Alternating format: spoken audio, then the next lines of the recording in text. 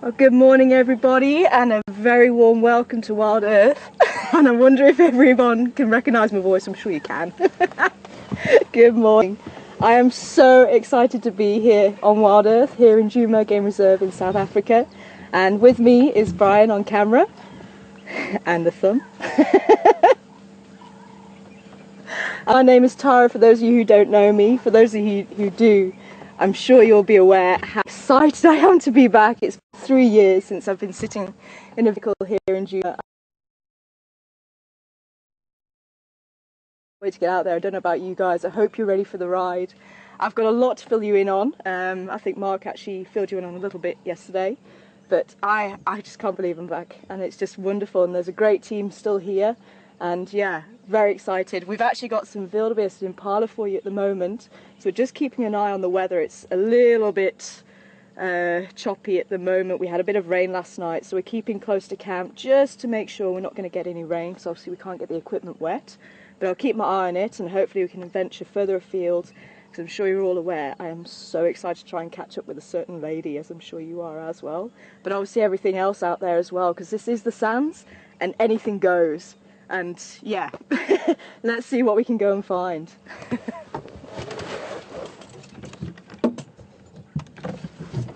Now please do bear with me guys, there's a few little bits and pieces that are slightly different. I have warned Brian, so I'm...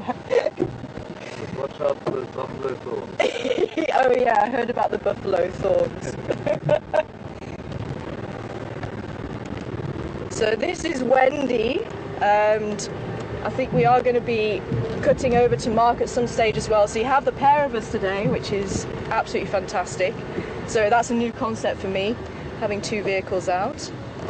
But let's just say a quick hello to the impala and wildebeest, because even though they're fairly common, I actually think the impala are such a beautiful antelope, and it's just so nice to spend a little bit of time, especially when they've got young. And I saw there's a few young actually just out to the right there, but they grow so quickly. They were probably born around December, January time,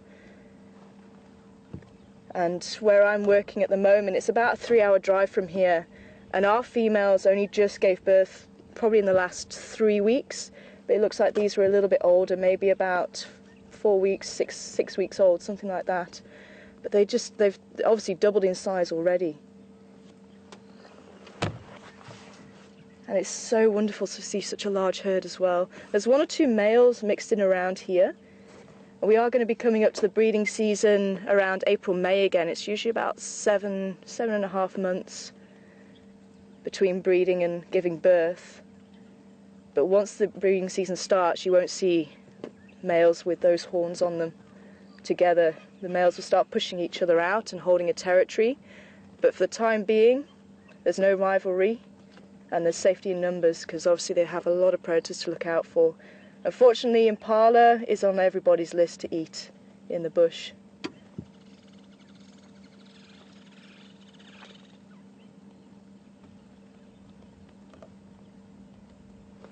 We've also got a few baby wildebeest in front of me as well. Same thing, they've obviously been born around December, and again they grow very rapidly.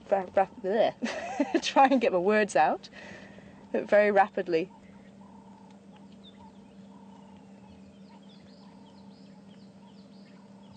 Now the reason for that is because, one, they're small, they're vulnerable, so they have to grow quickly in order to survive. So they need to grow those muscles, get them nice and strong, and quite often on a nice sunny day, when they're this young, you'll see them running around chasing each other. And that's play for a lot of the antelope. A lot of animals do actually play to increase their skills and their muscle, and to make sure they're nice and strong. There's something going on over there. There's a few males.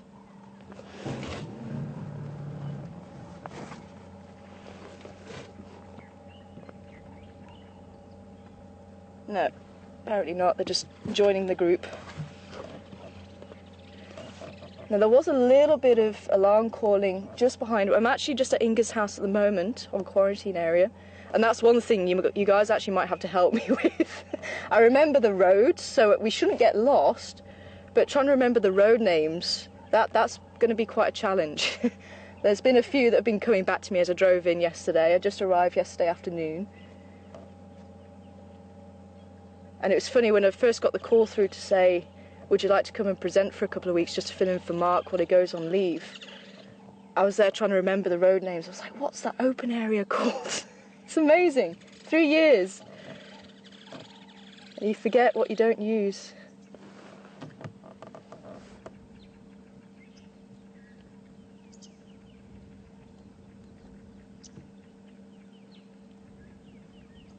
Check that mist coming in.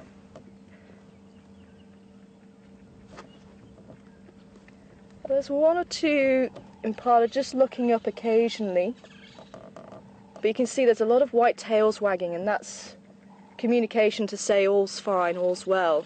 So if you don't get too many tails wagging, then there could be something and they actually start looking up a little bit more often, just to keep checking. And it's quite normal to see animals, different animals together who don't compete for the same food.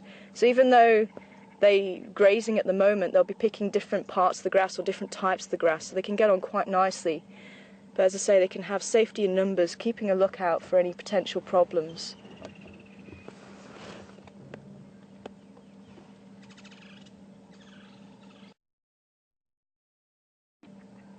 Yeah, you can see the horns on this one just walking over. Just a few centimetres long. They start growing when they're about a month old. Same with the impala as well, so you should start seeing the little horns on the male impala.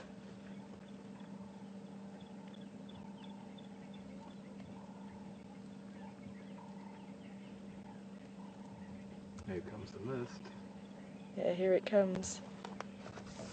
This mist is following me. I had this mist yesterday as well, as I was leaving the reserve to come here.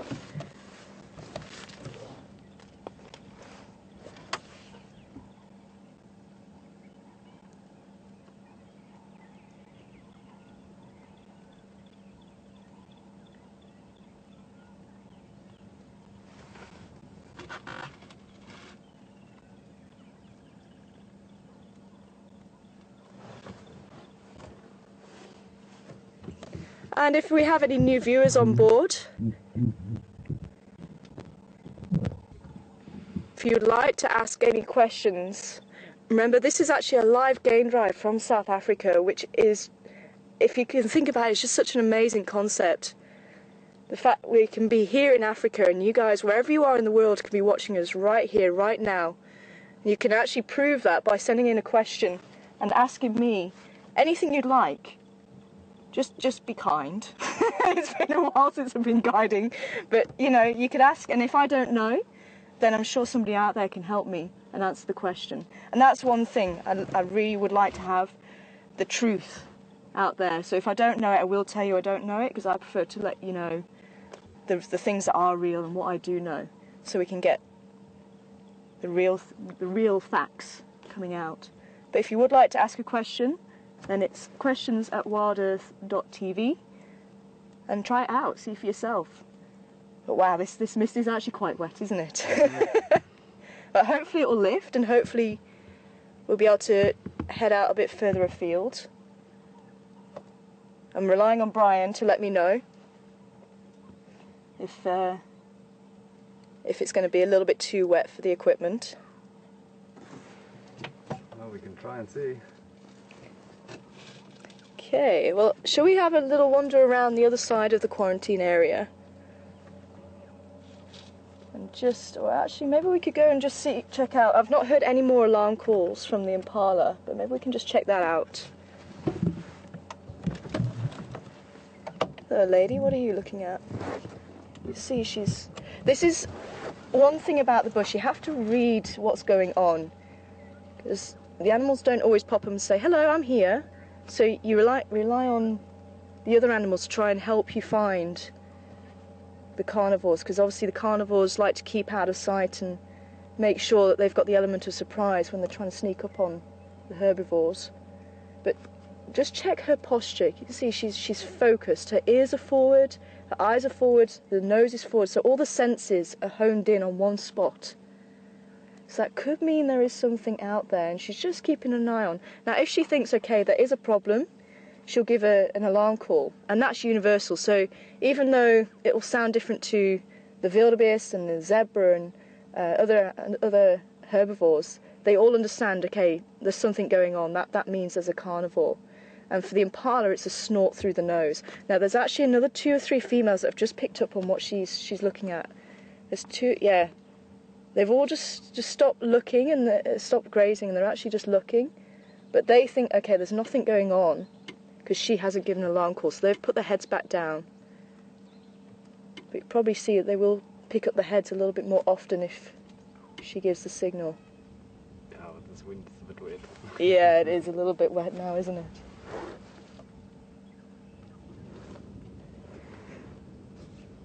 No! You can't do this. Go away. We want to drive. Okay, well, I'm going to turn around and slowly start heading back towards camp, just in case it does get a little bit heavier. But I just want to see what she's looking at, because it could be something, it could be nothing. Bless you. That's almost what it would sound like.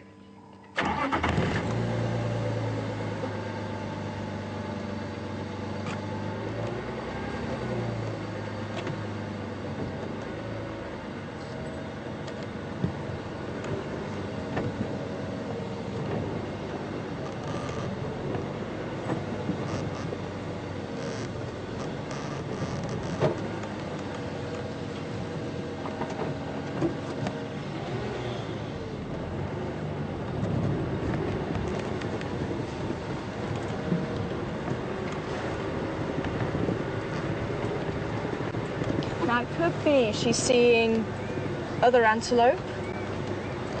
She hasn't given the call yet.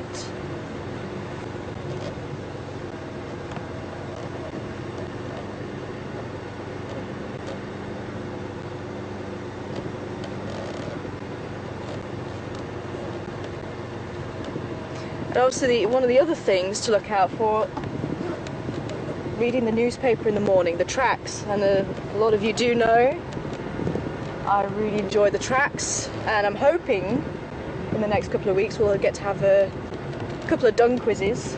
Who dung it? That's going to make a reappearance. But that can also help to indicate where other animals are.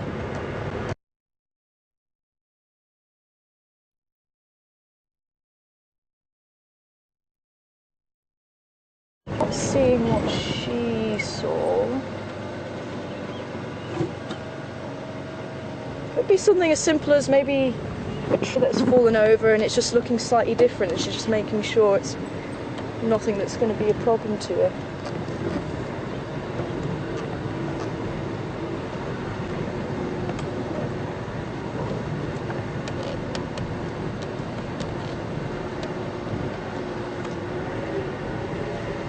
And it's amazing the memories that come back as well.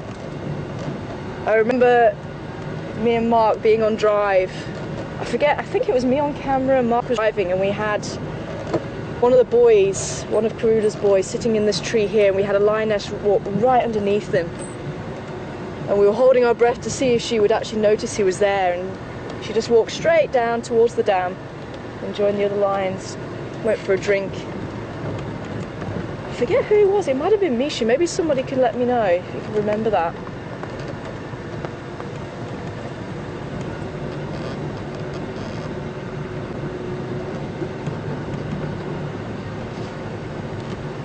Oh, what are you doing out in the open, little one?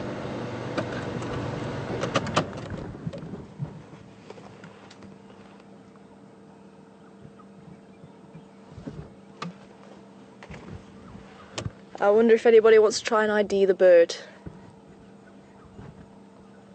See if we have any birders on board this morning. Now the key features to look at for this type of bird is the colour of the legs, the colour of the beak, and what's going on with the head. That usually helps to give it away. So if you want to email in your answers, questions@wildearth.tv, and see who comes through with the correct answer.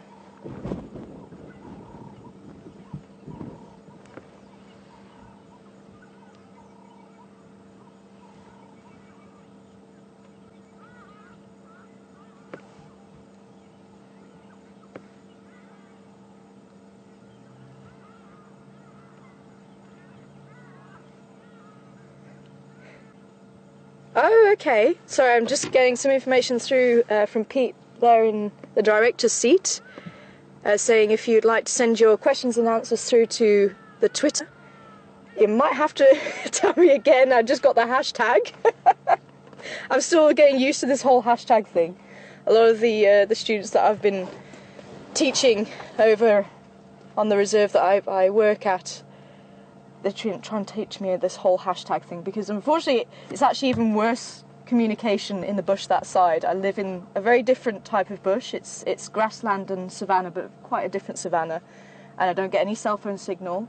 I don't get internet, which is why I haven't really been in touch, which I'm very, very sorry. But thank you to everybody who has been sending some wonderful messages and support out there, and following me from what I was doing as well. Very much appreciate. But yeah, they've been trying to teach me this whole hashtag thing, and I'm still trying to get my head around it. But yeah, if you could send it again for me, please, Pete. So hashtag Safari Live. Oh, Safari Live, brilliant. So hashtag Safari Live. So if you would like to send questions and answers through, then that's the best way as well. So either the email or the Twitter account. So look, the bird's flown off, so hopefully we do have some IDs. Otherwise, I will let you know who it was in the next 5 minutes if no one comes through with any answers. We'll have a little wander down to Gowrie Dam. We're still okay, Brian? Yeah, I'm just going to have to put this on properly quick. Okay. Rather wet. Okay. Joanne and Valerie, great to hear from you, and you are correct. It is the Natal spurfowl. Oh, sorry, Joanne and Valerie. And this is going to be really interesting because I'm sure there's a few people that I'm going to recognise the names, and it's just so wonderful to hear that you're going to be on board. And we're just putting the hood over the camera so it might go a bit blank. Oh, and that's a sound I haven't heard in a long time. That chip chirr. The woodlands kingfisher.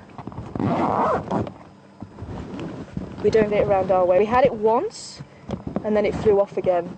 We're just on the cusp, I think, of where it actually likes to come back. 'Cause it actually migrates towards the central part of Africa during the winter, and then comes back down to South Africa during the summer. And I think we're just on that boundary. I say it's only three hours drive from here.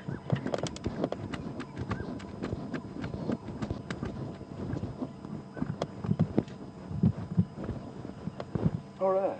Awesome. So the camera now has its little hood. That's amazing.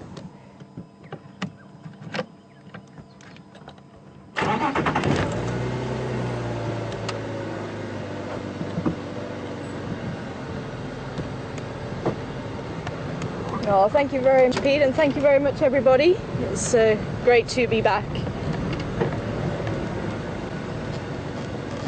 Just wish the sun would come out. But as a lot of you will know, I don't like the cold, and you can see I don't have my jersey, I don't have my coat, so it is still very warm, which I'm very grateful for.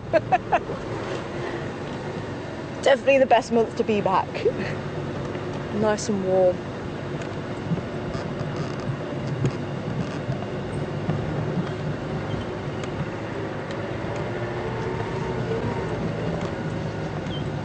Oh, Gowrie Dam. Now, Mark did mention I've got a few surprises in store that I'm still going to have to wait until it's cleared up a little bit to go and explore. But I can't wait, because if you remember, we left just after the cyclone hit in 2012, and that actually caused quite a bit of damage to the dam wall here, which I see has obviously been fixed and it's been well used again, so you would never know if you didn't know about the cyclone. But that was just amazing, just water upon water. But this bit has changed a little bit. Wow! Oh wow. Yeah, that's caused quite a bit of damage there. Don't know if do I need to get a little bit closer for you to have a look down? I'm sure some of you already know about this, but wow, that wasn't there. It's amazing the damage water can do, hey? Wow. Okay, how do I get down here then? Because obviously this bit of road, oh, you have to go around apparently. Oh, I see the road now. Because we used to go down there. Apparently not anymore. Oh, we have some ellie dung with a lot of discarded marula fruits. I don't know if you am I a bit too close for that, but you can get it. Maybe if some of you were on board yesterday, you saw Mark with the elephant on the quarantine area eating a load of marula fruits, but the digestive system of elephants is very poor, so they actually waste quite a lot. You can see there's 4 marula fruits there. If ever you're in a survival situation, you can actually take those fruits, wash them off them, eat them. Very high in vitamin C.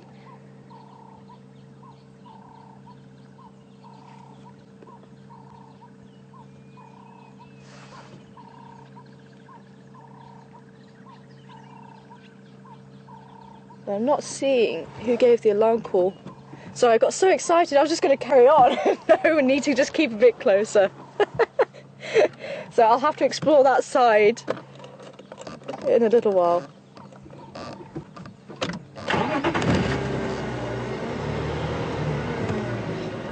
So let's just we'll have a little drive around this little area and just see if we can find who gave that alarm call. But the male impala might be gearing up for the breeding season, and they do give a bit of a roar as well. I might do that impression if you're lucky. I think it's pretty good, but some people don't think so. But they kind of give a roar and a snort. So if they give just a snort, that's the alarm call. But if they give a roar and a snort, or even a little snort, then it tends to be territorial. The male impala are actually gearing up quite early, around this time actually. So you started hearing a lot of and roaring. And it's amazing an animal like that. And it's beautiful, but they can make such a loud noise. It's amazing.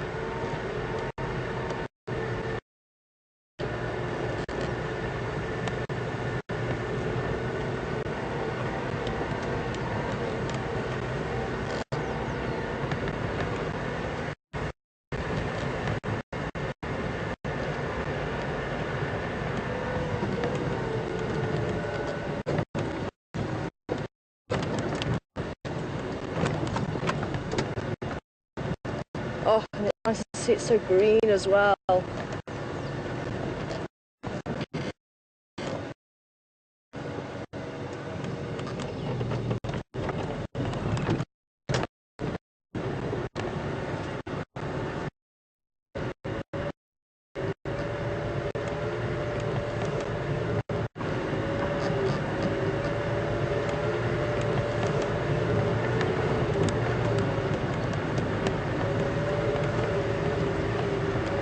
That is actually one thing that's changed, and if you guys are seeing the vehicle as it goes over the wall at Gowrie Dam, you'll notice the aerial's not as long. But I'm still in the habit of making sure the aerial's okay on the trees. And of course Brian's still in the back. Just making sure.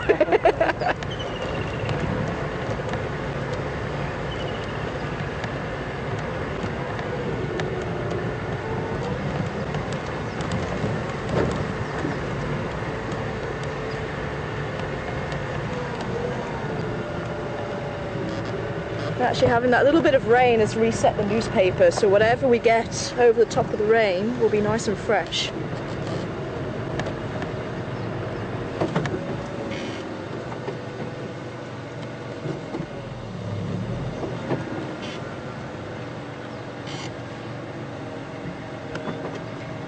And sadly it does make it quite difficult to see the tracks that were left before. It looks like there was possibly 1 or 2 toes from a leopard yesterday that side, so maybe it was the leopard that you guys were following yesterday. Was it around this area that you saw him? Yeah, so it could well have been. Who was it that you saw yesterday? Kunyuma. It's going to take me a few times to remember his name.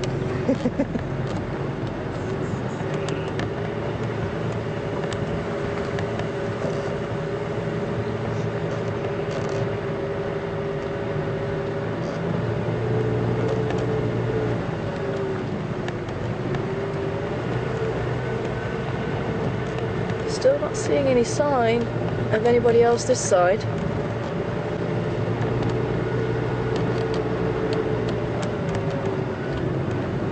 Good morning, Josie. This is in from the Twitter. It's good to hear you're on board, Josie. And she'd like to know if I'm going to do some bird impressions. Well, you've had the Woodlands kingfisher, but I'm sure there'll be a few more along the way, and maybe 1 or 2 animals as well. But I'll let the new viewers settle in a little bit. Before they think, oh, this blonde girl's a little bit crazy. Which I suppose they would be a bit right, but... oh, it's just so good to be back.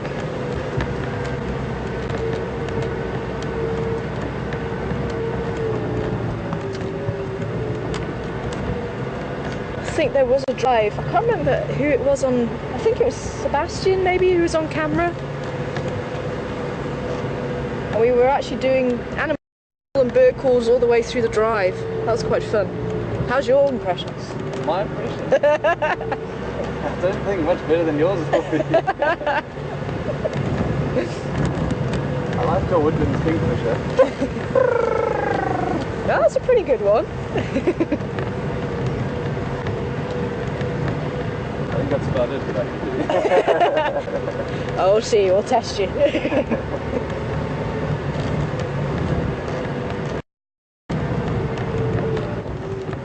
That for me is definitely a signal that it's summer. It was always the one that we were waiting for. And you get the cuckoos as well, they're another one.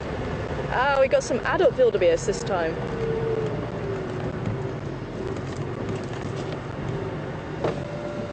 Oh, and one with a lopsided horn. That's quite interesting. She was the one we watched give birth. Oh, is this the one you... oh, okay. And then it's out. Oh. It was named after me. Yep, that's my wildebeest's mum. Oh, so I'm just being told this is Brian's mum. Brian's mum. Stepmom. We're stuck in a little while to compute then. Wow, that's amazing. And you actually caught the birth live on Drive. That is just fantastic. That's something I still haven't seen live. It's a birth. We actually sat and watched a blesbok, which is another type of antelope, probably about the same size as the impala. You don't get it here, it tends to be in the grassland areas. So it would be the equivalent, if you like. And it's got a white face, and it looked like she was trying to give birth, but I mean, we stayed probably about 3/4 of an hour, and then we had to start heading back because the guests were hungry.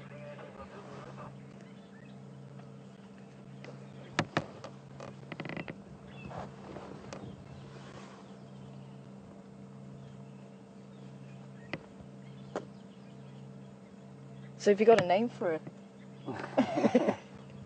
Brian's mum. That's quite unusual to have the horn. And it's also loose, strangely enough. Oh, okay. If you watch that horn, it wiggles a bit. Ah, I wonder what happened to it. Because if it's a bit loose, it tends to suggest that it's actually somehow broken it, rather than it have grown like that. Or maybe it started growing like that and she knocked it.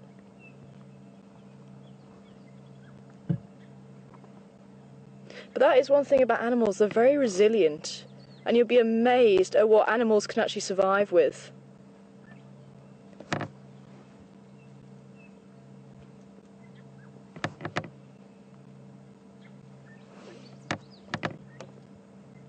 At least that mist is actually starting to lift now, isn't it?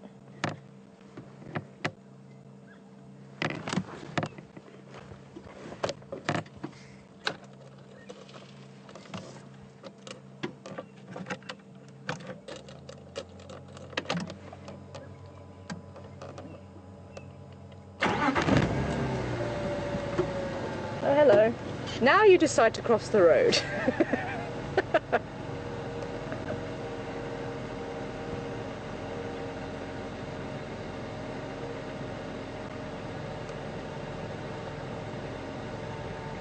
Okay, any more? No?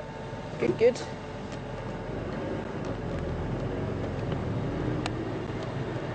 So we'll take a drive up the other side of quarantine and just make sure this mist has, it looks like it has lifted quite a bit now. So if that is the case, maybe we can actually start exploring a little bit further afield.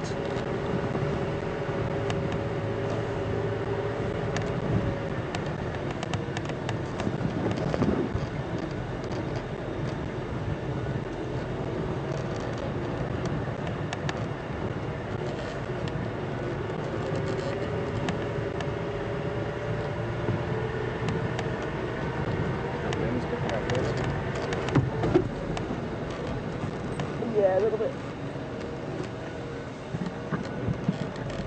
I'm putting funny faces at everyone, sorry. Just checking the lens.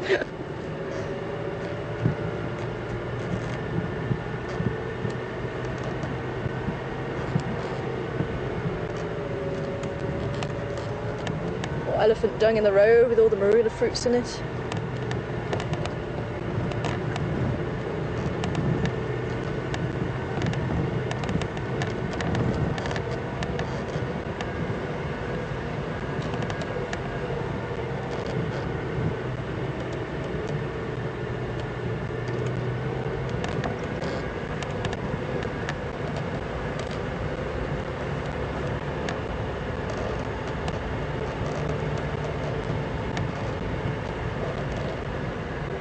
Don't tend to see much in the way of the smaller carnivores, but just here was where we saw serval, and I was so excited. We actually saw it just before we went live on one of the night drives, and it was literally just next to us. I was like, we've got to go live, we've got to go live, and literally just as we went live, it turned tail and ran. But that was such a wonderful surprise. And this is so weird.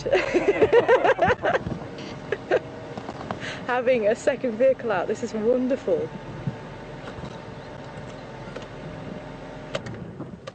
I'll let Mark actually come up and say hello to you all.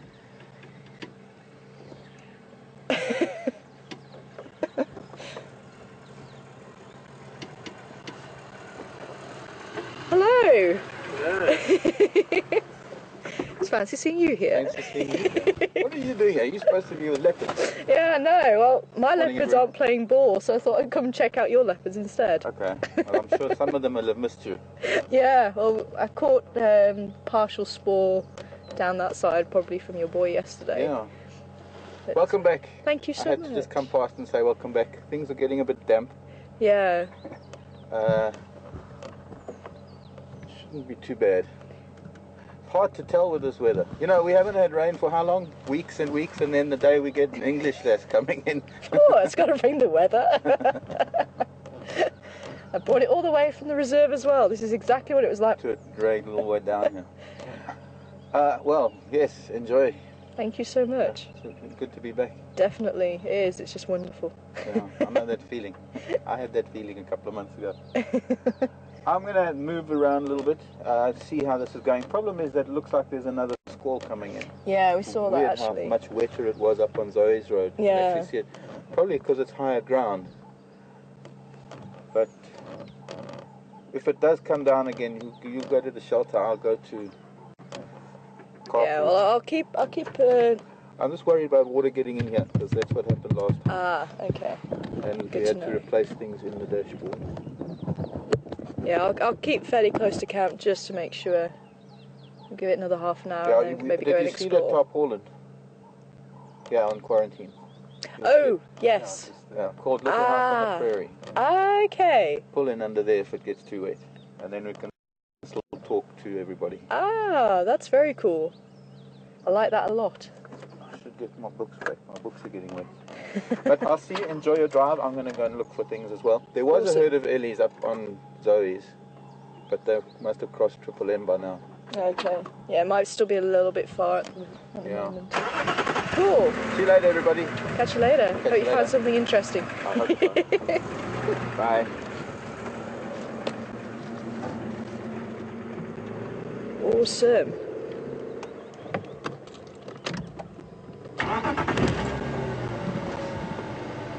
It sounds like there's not many people out on game drive at the moment. Haven't heard the game drive channel go.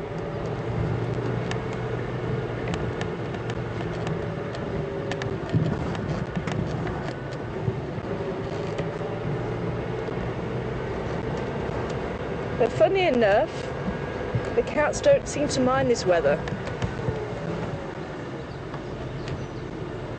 So for cat viewing, this is not too bad. But funny enough, the cats don't seem to mind this weather. So for cat viewing, this is not too bad. So I'm keeping my fingers crossed. I was saying I was actually hoping to see some leopards my side, because that's what I've been doing for the last 3 years actually, studying leopards over in Liburg. Very, very different place to this. So this is quite flat compared to that side. There's a lot of mountains and it's very short grass on top and savanna in the valleys. So it's quite a different habitat. And I'm studying the movements of leopards there, but they're quite shy that side. They're not used to vehicles and people as much, so we don't see them very often. So it's been about 8 months since I've seen one of the leopards there, and it tends to be when my main female has given birth and she's had the cubs for about a year, and then we start to see them.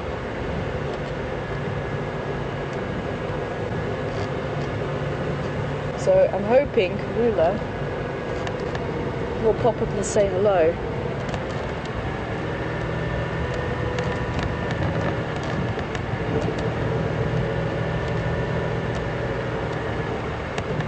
Now, you might wonder why I'm actually driving around the dung, because there's a possibility there's a few animals living in the dung or eating the dung, so it's very normal to have game drive vehicles drive around the dung or drive over the dung,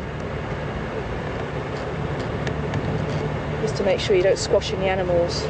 Say drive over the dung, I mean not drive through it, drive with the wheels around it. Avoid the dung. That's the one.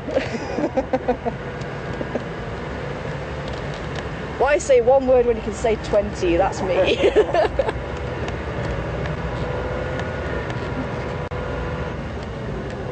Getting a little bit wet again. But it's nice that we've got a hood this time, because even all of that mist we would have had to have headed back.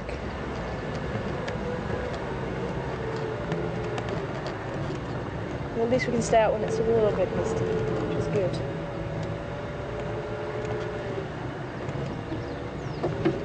Okay, not too much. Okay, I'm gonna head down towards Gowrie Dam and maybe Chelapan and just see, because I say the weather is lifting slightly, but at least we'll still be close enough to make it back. Oh, baby elephant track! Oh wow! Can you get that? Yeah. Wow, look at the size! That's a baby. Oh wow. Unfortunately it's going to be a little bit of an angle for you guys, but maybe if I can actually hold up my hands. Are my hands in shot? Not really. No. Try again. Okay. That is probably about the size of an adult's foot, and that is the size of the baby elephant. And maybe for some of you that don't know much about tracking or haven't been on board when we have been doing some tracking, as I say, this is one of the best ways to see what's happening with the animals. There's obviously the tracks they leave behind, or we call it spoor as well, so you might hear me say spoor. But for the elephant, you can see it's quite an oval track, and I'm hoping it's going to come out Is it? Does it? Can you see it looking quite oval, or is it a bit blurred? Okay, cool. So the front foot on the adults especially is nice and round, and the back foot's oval. So that's how you can tell the difference between the front and the back foot. And you might just be able to make out one or two circular ones on the baby, but for the most part it looks like the back foot. And that's quite normal when animals walk. If you think about maybe how your cat or dog walks at home, they put the front foot down, and if you watch them carefully, quite often the back foot will go over the top. And that's what happens, especially with the cats out here as well, that they put their foot where the back foot where the front foot was. And obviously with the carnivores that's very useful, because when they go into stalk mode, they don't want to make any noise.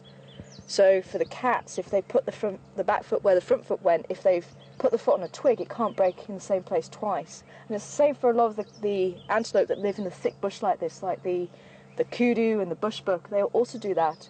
But if you look at the impala, they don't tend to do that because they live out mostly on the open plains. They will live in bush like this as well, but they do live out in the open plains, and they don't need to worry about the noise too much because obviously they're out there. People and animals can see them. So if you ever listen to a herd of impala, it actually sounds what a herd of elephants should sound like when they're moving through the bush or the grass. But the elephants are actually very, very quiet, and there's another reason for that as well. If you can see the size of the elephant track, as I say, adults are about this big, so they cover a lot of ground, and it's very soft. And elephants actually walk on the tip of their bones, so if you can imagine inside of an elephant's foot, this is exactly what it looks like. So they have the 5 bones. They walk on the tip of their bone, and all of this under here is actually cushion. And that's why you have such a big elephant foot, and it moulds around things as well. So wide area, moulds around things, and actually they move extremely quiet. And they almost like the ghosts of the bush, because you don't tend to hear them until they're there. Which is amazing when you've actually watched a herd of elephants cross and you can't hear them. Absolutely amazing. But a herd of impala, yeah, it sounds like they should be a herd of elephants.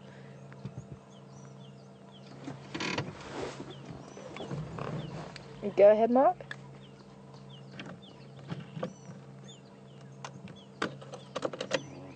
Copy, thanks, Mark. Okay, Mark's also saying there's quite a lot of moisture coming in again from that side. So, oh, there's a kingfisher that just flew in there. I don't know if we're going to be able to get it. It's holding off a little bit our side, but I am going to move towards the, what did you call it, little house on the prairie? Yeah.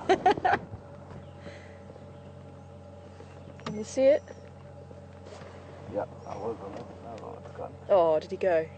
Maybe some of the viewers can ID it for me. I didn't quite see the colours. I was hoping it was a woodlands, but it might have been somebody else.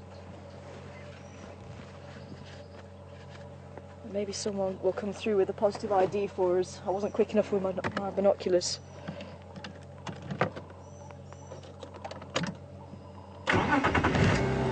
Okay.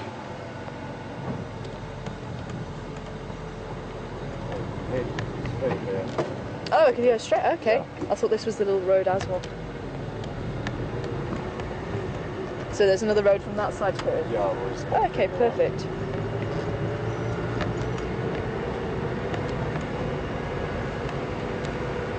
Oh yeah, this moisture is coming in from this side. Well, unfortunately, we can't predict the weather too well. And we can't control it, which is even more annoying.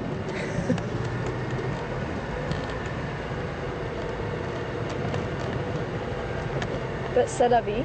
But at least you can see we do need the rain, and that's one thing actually. Coming from the UK, I don't want the rain, but being in Africa, you're like, yes, we need the rain. Come on, bring on the rain.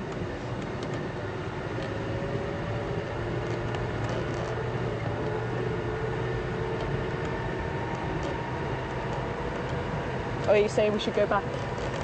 No, we can, we can go this way. Yeah. Okay, cool. I say this little road's new. Yeah.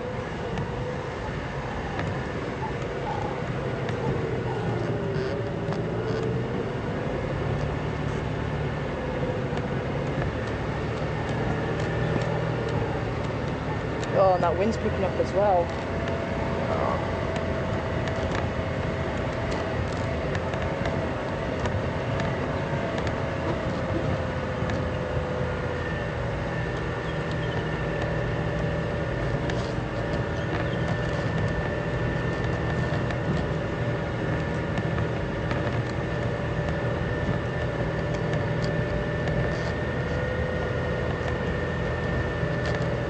tell you something, the vehicle as well is actually very nice. I just suddenly realised it's not making the gunda sound. Doesn't sound like a tractor.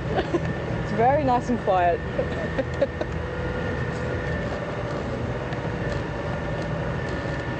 So you say, is there a little road leading off here to get to it? Yeah, that's it. Okay, perfect.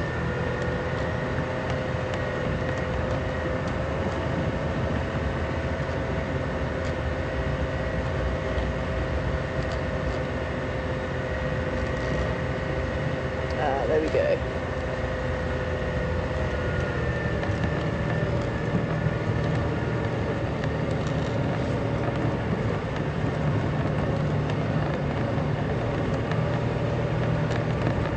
And one of the wonderful things about the Sabi Sands, especially here at Djuma, I say you just don't know what you're going to get. And I keep looking at the termite mounds, thinking, is that a lion's head? The amount of times I have been caught out. But there was once, and I thought, oh, there's a termite mound, and actually no, it was actually a lion's head. So I'll always check, just to make sure.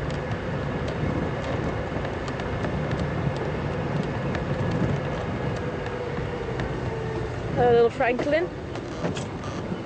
Maybe some of you might have missed a francolin before, but this is the same francolin as we saw before, Natal spurfowl. It used to be called a francolin. I should use the proper name. That's one of the things. The birds have actually gone through maybe 2 or 3 name changes, so it's trying to keep up with all the different name changes.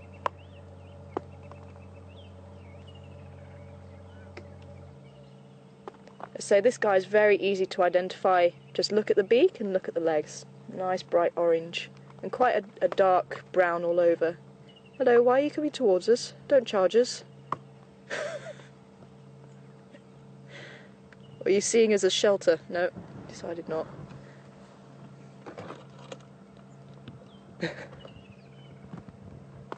You can see he's running through the bush. He is a ground bird. You can see nice and camouflaged now.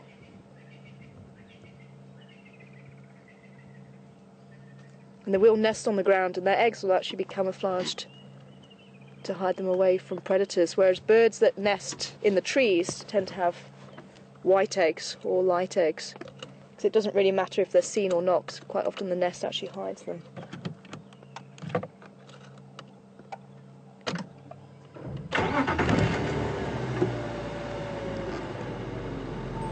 Taking shelter under the silver cluster leaves.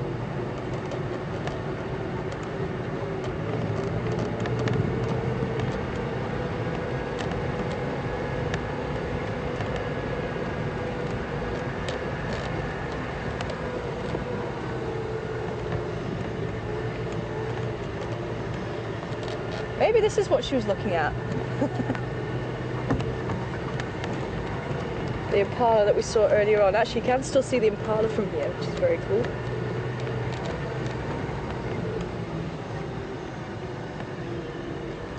Okay, do I need to reverse it or can I just drive it? Drive straight in? Yeah.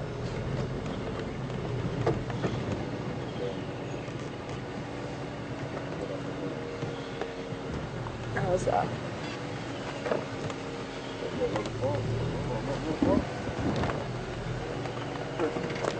Ah, very, very cool.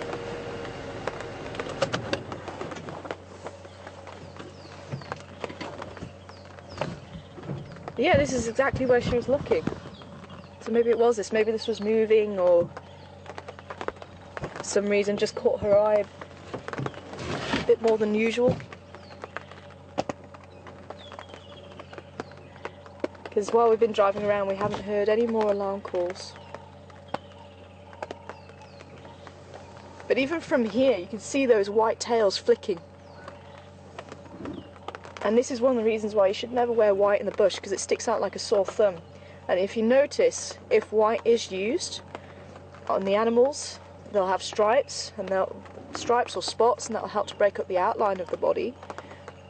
But if it's on a tail, quite often they'll have a darker colour on the top, and they can actually curl the tail under so they can hide that white and use it when they need it. So especially the kudu and some of the other antelope that do have this white tail, they can curl the tail around when they need to.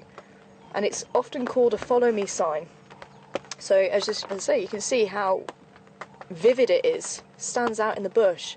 So if they're scared, or if there's a predator, they want to try and keep together, so they'll curl the tail so the rest of the herd can actually follow each other, so they don't get split up as much.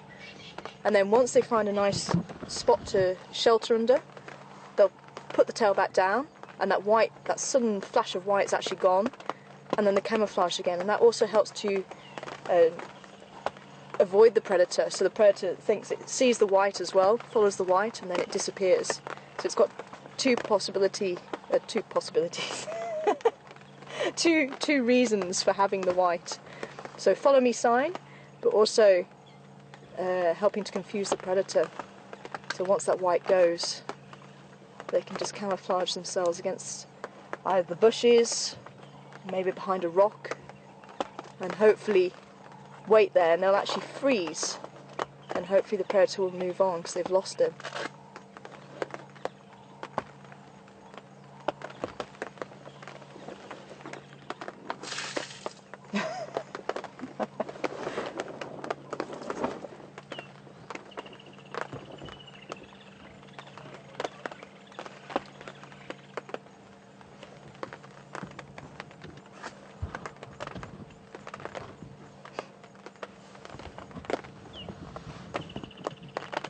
So a few people have been asking a little bit about my background, and as I say, some of you are obviously wondering what I've been up to for the last 3 years, so this is probably the best opportunity to actually have a chat with you about what I've been doing and everything.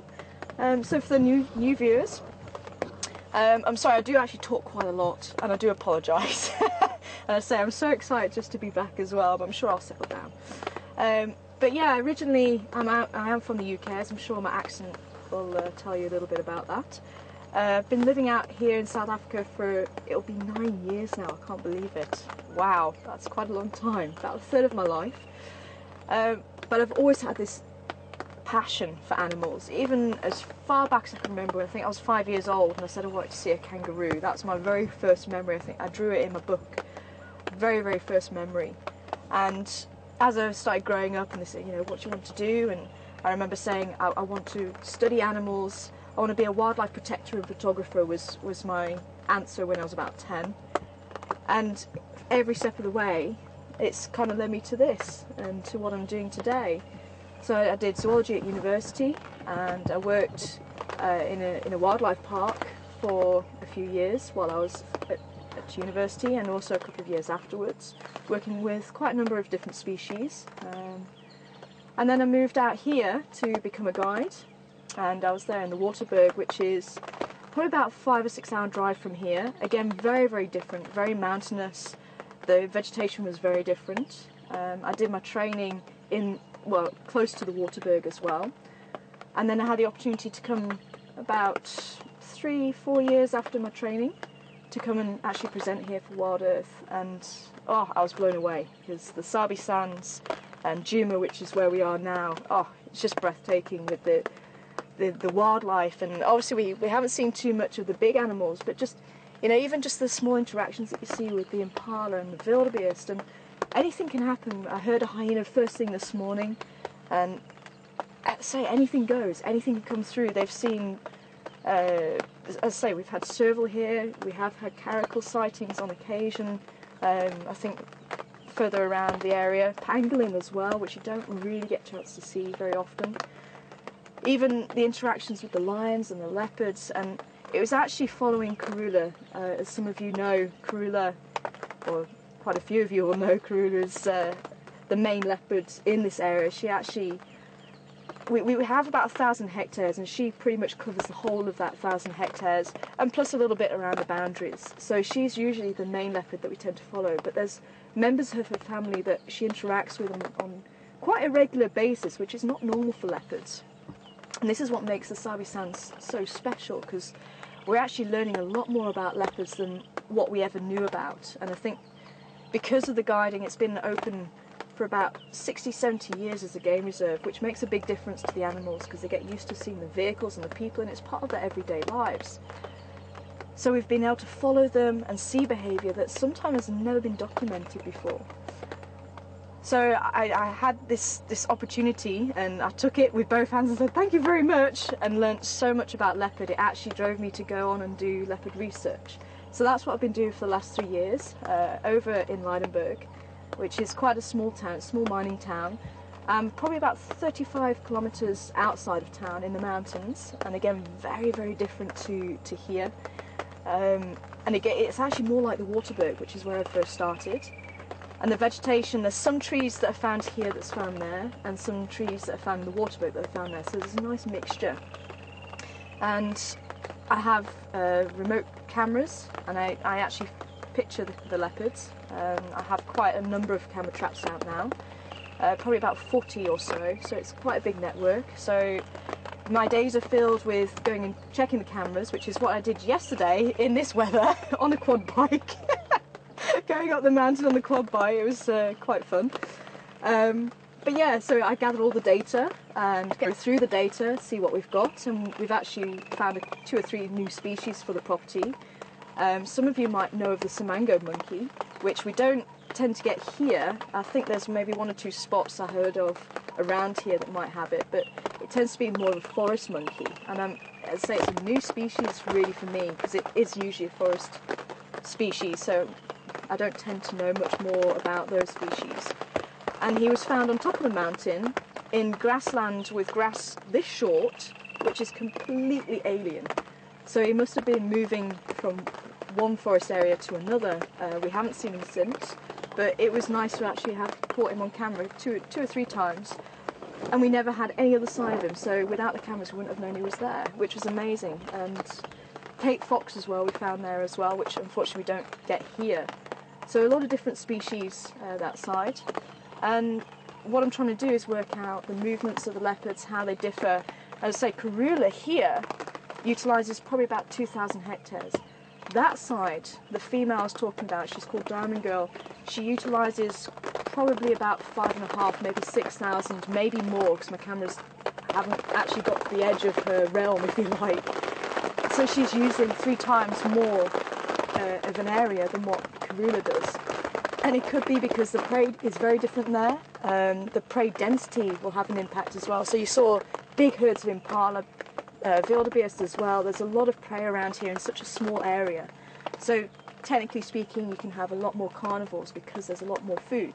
Whereas that side, it's quite a lot denser in vegetation in the valleys and then very sparse. So it's going to be very different for the leopards there. So they do use the mountain areas quite a lot more than what they should do, I think, which is one of the things I'm looking into. So yeah, it's just seeing the differences, and because leopards are so diverse, they live in such a diverse habitat, they do react differently to different factors.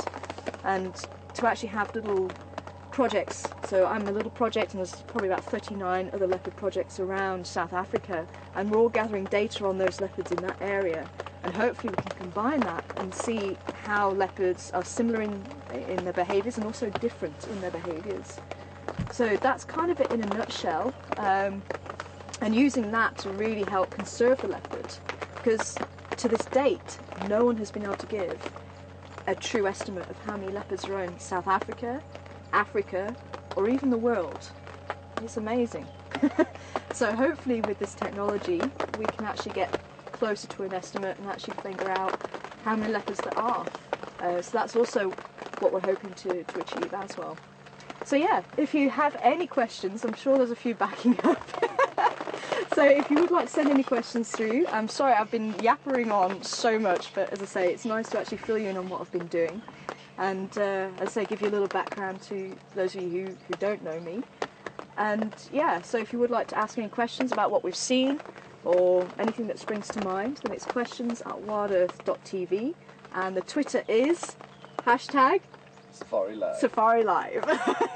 I need to write that down. It's very easy to remember, but it takes a few times to get it in here. So, but yeah, as I say, it is just fantastic to be back, and I'm just so excited about what we might see. I've heard you've seen wild dogs, the lions. I think I need to be filled in big time on the lions, because when I was here we had the Majingilans, which was a coalition of 5. and they pushed the Mapocos out, who were the reigning lions here in this area, but they got pushed to the west. And me and Mark were actually talking about that last night, and we actually saw the Majinki lions when they first arrived, and they had very little mane, and they really looked like the little rebels that had come in. I think they came in from the Kruger side, if I remember rightly, and they were just walking down Gary, Maine, as if they owned the place already, and it was true, they just took over and just, yeah, made it their own. But I hear there's a Birmingham pride now.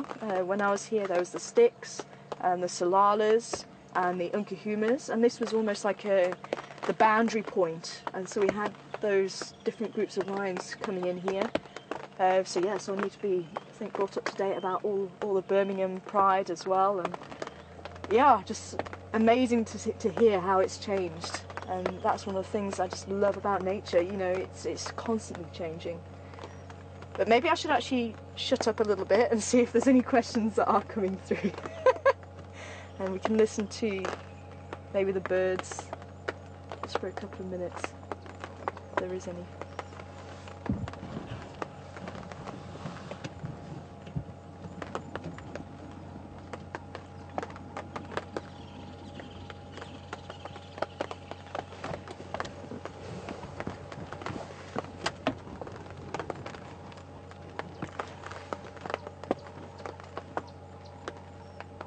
Are there any questions that you'd like to send through, Pete?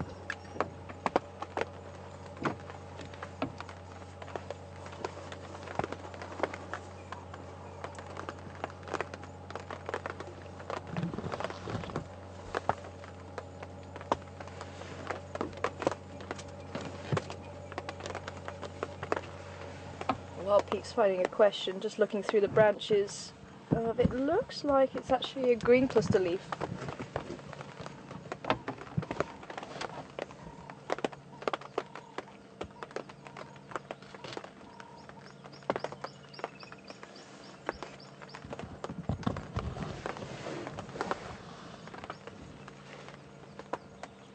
Hi, was it Yogi from New Mexico, or was it Jody?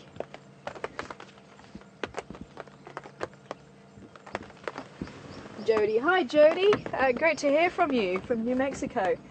I'm wanting to know about the marula fruits in the elephant dung, and do other animals eat them? As I said before, if you're in a survival situation, you need to survive, you can take marula fruits from the elephant dung and actually eat them. You can also take the elephant dung and squash it, squeeze the water out, and you can actually drink it because there's a lot of moisture in there as well, if obviously you're in a survival situation. I won't recommend it otherwise. But yeah, there are other animals that do utilise the marula fruits. So you get, especially the hornbills. I'm surprised we haven't seen any rooting around in there to find the marula fruits. But you do tend to get those, and any other animal that eats marula fruit if they're hungry enough, and especially, as Mark said, they're going to be coming towards the end of the fruiting season, so they're going to become almost like a commodity that they need to gather before the end. So yeah, any animal that does eat marula fruits, like the nyalas and especially browsers, they tend to eat a lot more fruits. I haven't seen the go-away birds and the fruit-eating birds, but I'm sure if they're there and they're available and they're hungry, I'm sure they would actually eat them as well. But certainly the hornbills are the main one. And obviously, if they get picked up and they fly away and start eating the marula fruit, then obviously the nut's going to drop out as well. Love it. I'm sure you're able to pick that up. There's probably about 2 or 3 woodlands kingfishers calling that chip chirr.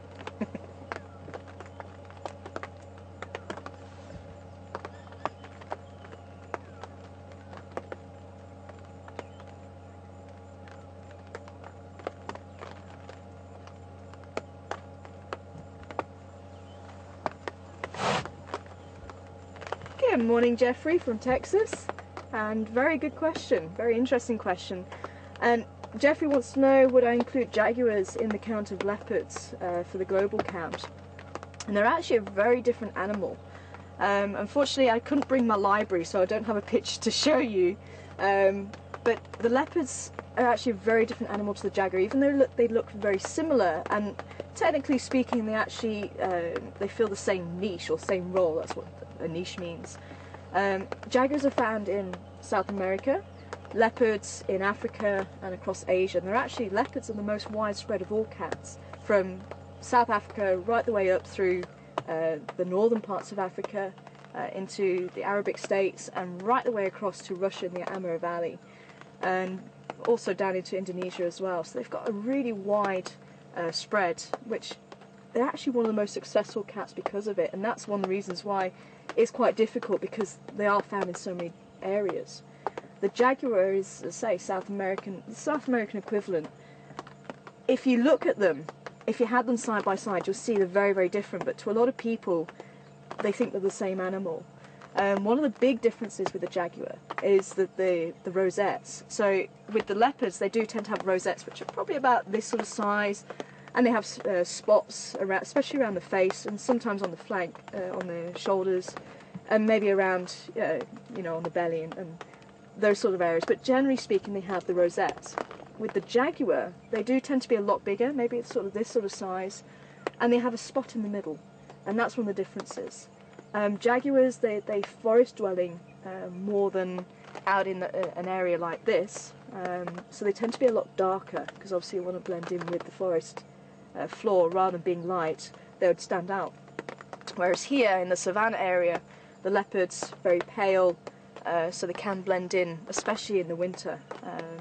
You might have seen some of the previous clips of Wild Earth from the back drives, and how dry it can get here. You can see the grass is all yellow, and the browns, and then the trees also yellow, or some of the leaves have gone as well. So a very, very different environment, so the leopard has to blend in with that. Both very stocky, they're roughly about the same size, so it's actually probably a little bit more of a stockier, quite wide, from what I can remember seeing the jaguars compared to the leopard. But as I say, the leopard also has this very big chest. As far as I know, the jaguar don't put the kills in trees, but maybe someone can actually correct me on that. But as far as I know, they don't. So the leopard are the ones that climb the trees to put the kill in the trees. And just to bring in the other spotted cat, because a lot of people get mixed up with the leopard and the cheetah. The cheetah have spots. They don't have rosettes at all. It's all spots all over the body.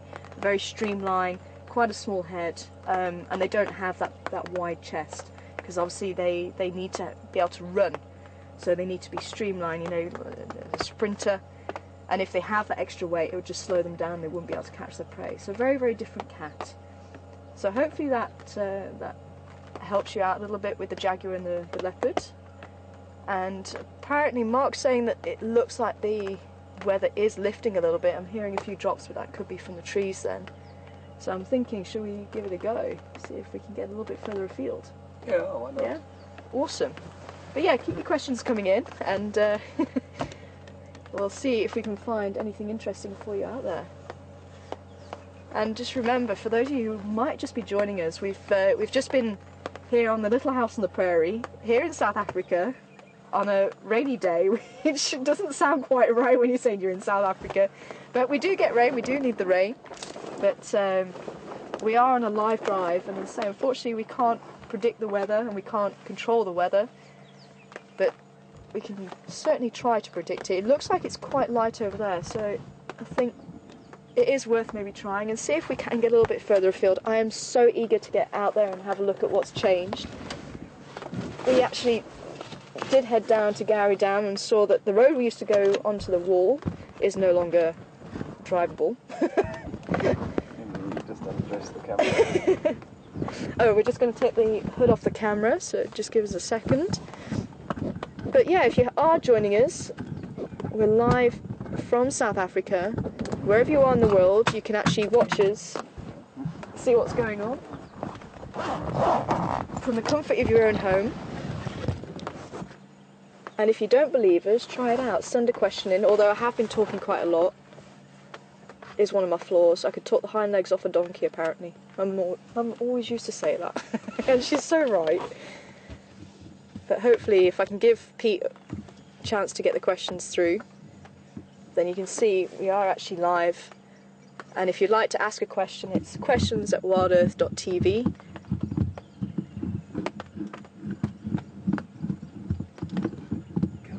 And as you heard, you can ask anything, and if I know it, I'll give you the answer.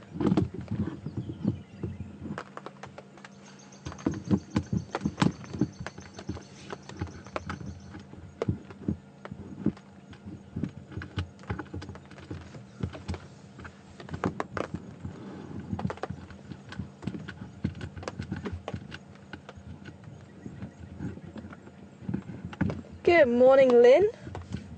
It's good to hear from you. And you're from Michigan. I've just suddenly remembered I'm going to have a lot of fun trying to pronounce some of the states' names. I still need to remember Arkansas. You see, I do remember that one. I used to call it some weird and wonderful names. But welcome on board, Lynn. And you'd like to know, is there any other animals I would like to see in the next couple of weeks while I'm here?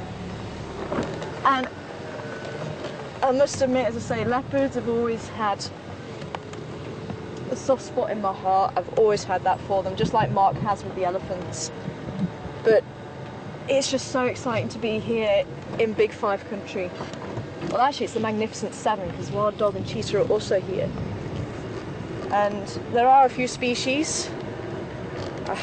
One of these, I'd love to see a pangolin. And that's all, I've always said that. I'd love to be able to catch up with a pangolin. And unfortunately, the time it was actually seen, and apparently it was just walking in amongst, I think someone stopped for a drinks break, and they'd seen the pangolin, and they went further afield and had the drinks break, and somehow the pangolin actually made it up to them, and the pangolin was walking around in amongst everybody's feet. Can you imagine? And we were all on leave.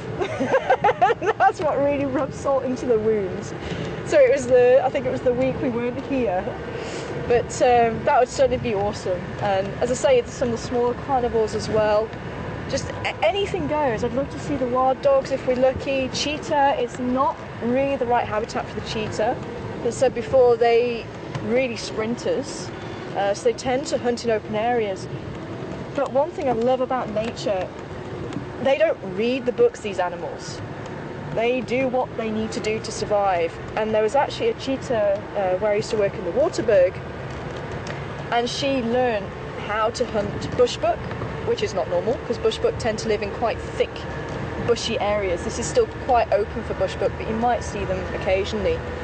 But thick open areas, thick open areas, listen to me.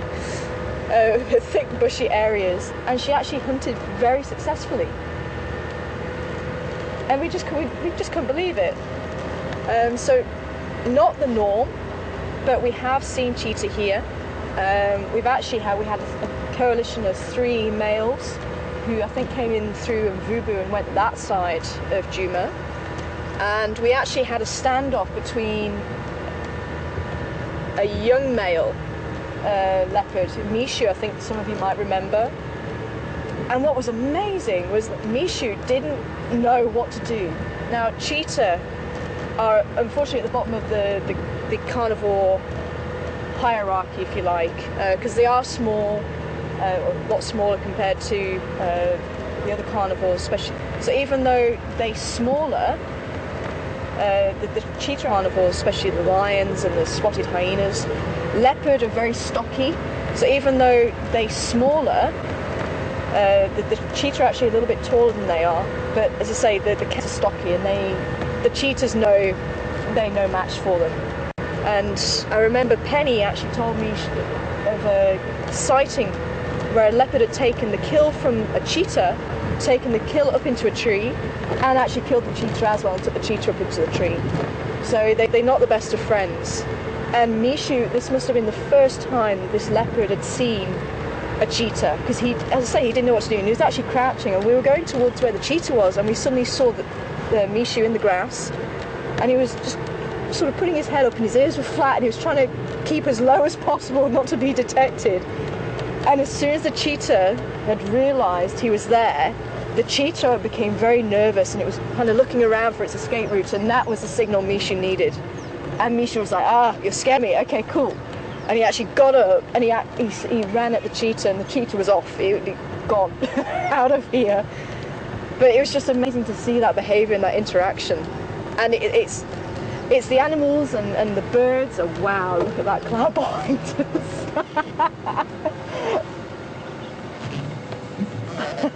That's quite dark. We'll have to keep an eye on that, but maybe actually moving that way. Keep your fingers crossed. But I'm going to make a little turn around by Chellapan, I think. But we'll keep an eye on that. So yeah, so it is the animals and the birds that I'm eager to see.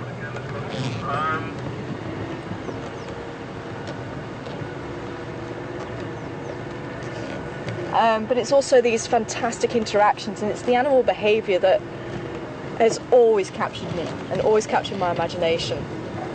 And I'm just hearing that Mark is back online, so I think we're going to cut to Mark and see if he's got anything interesting, and you'll actually have a bit of a break from me yabbering on. But it has just been so wonderful so far, and thank you very much for listening, and I'm sure I'll be back at some stage. So enjoy your drive with Mark, and we'll see you later.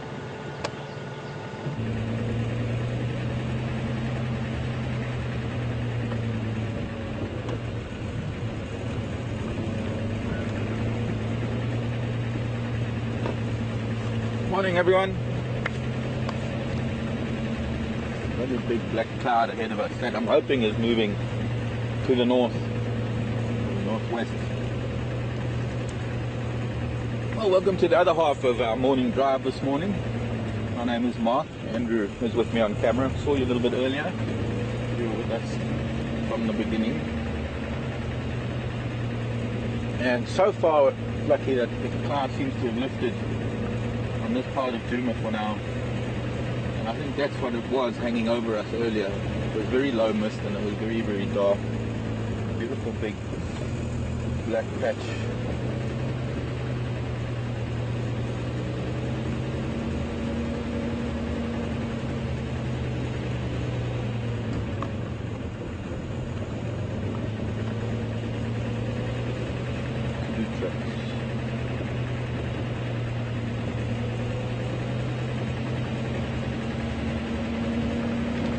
I don't think we've had sufficient rain, or rather water that we can call it rain. It was mist and drizzle. If anything, it's washed a bit of dust off of the leaves and it's dampened things down a lot. I don't think it would have penetrated the soil very far. But maybe promising things to come. We are in full moon at the moment. A very good chance of getting some more rain now over the full moon. This gives us a beautiful view where we are now. It gives us a beautiful view to the northwest. And this really low hanging cloud, probably sitting as low as 5,000 feet, 2,000 to 5,000 feet. Even lower as you look down. In fact, that's moving over Manyeleti now. It's getting very dark in Manyeleti.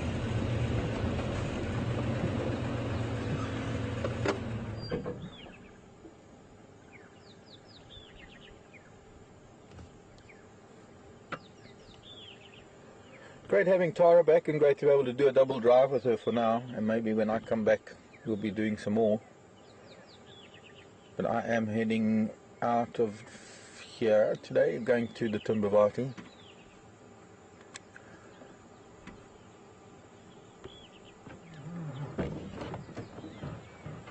Time for Timbavati Temple.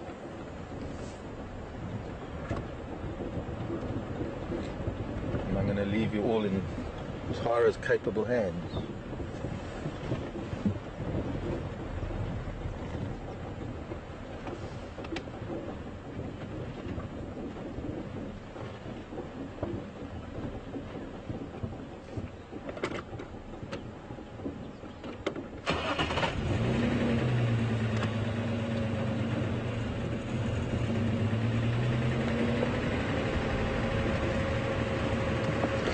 The good thing about this little drizzle and this little bit of rain is that it pretty much wipes the slate clean. Although it'll solidify tracks that were in the sand it puts a patina on the sand, it changes things dramatically so that any new tracks will be quite distinct.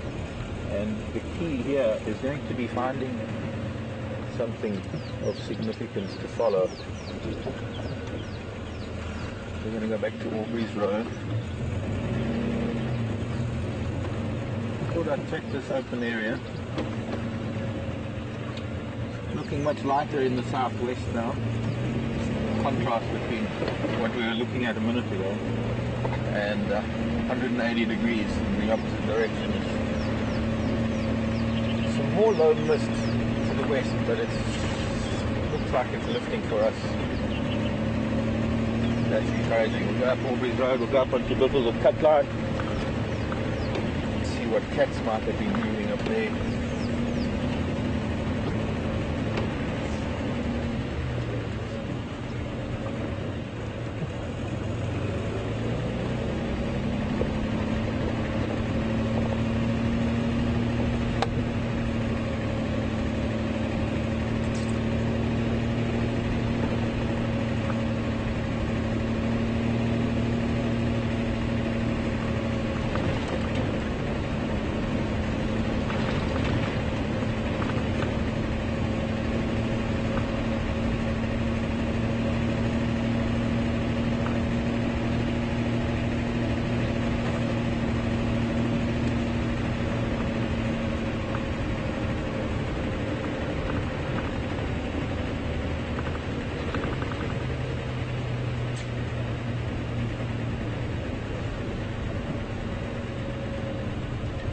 Sally in Wisconsin.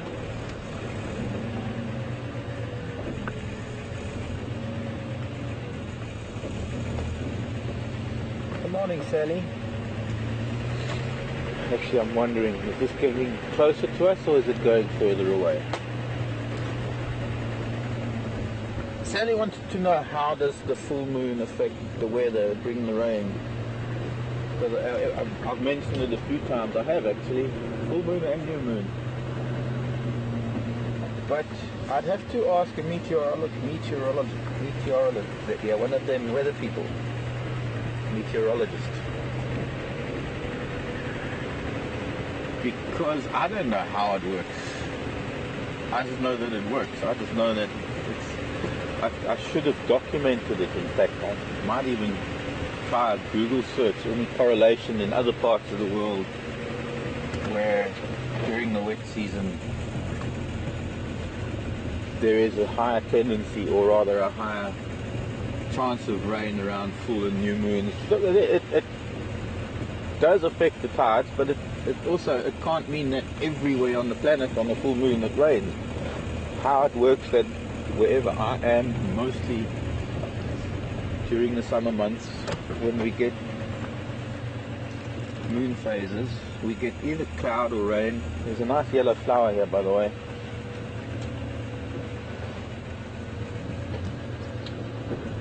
I want to get the one at the back there, that bit of blossoms on it, that's nice. And I'm not sure what it is. I'm not sure if it's the Sphagnum, because it's a creeper.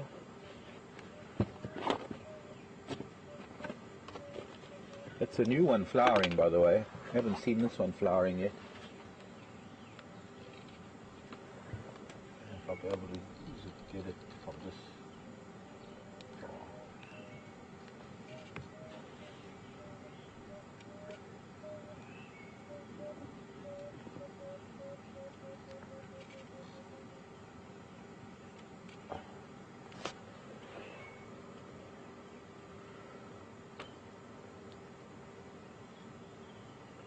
Now I need to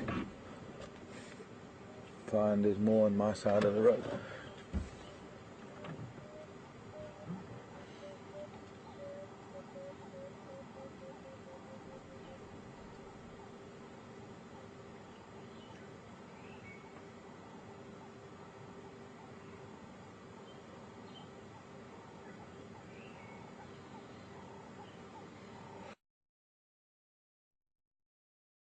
The droplets of water on the silver cluster leaf. The creeper is using the silver cluster leaf on this side, but on my side of the road it's climbing up monkey orange.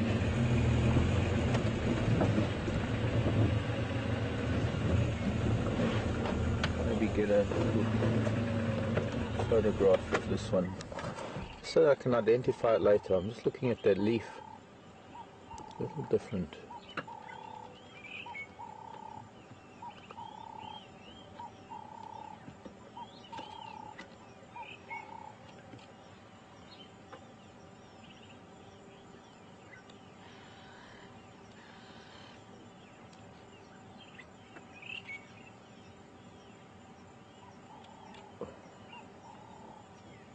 I'm sure we'll see more. Must be up on the sandy soils. Another beautiful thing about this kind of mist and weather is the spider webs.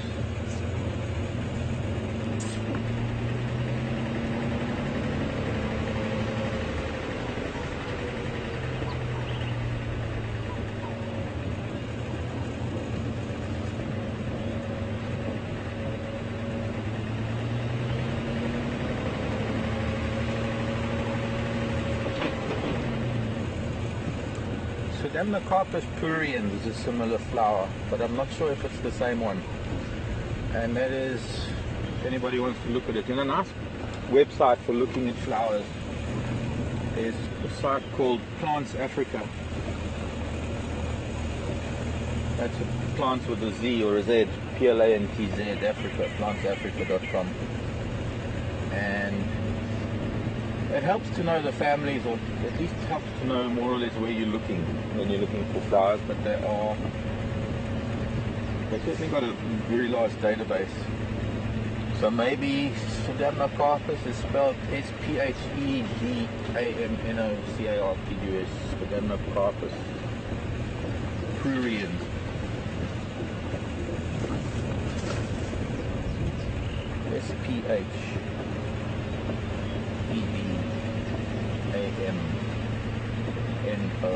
Carpus, Demnocarpus. I think this Demnocarpus is a slightly larger flower. But the dry conditions that we've had could account for flowers not being very big.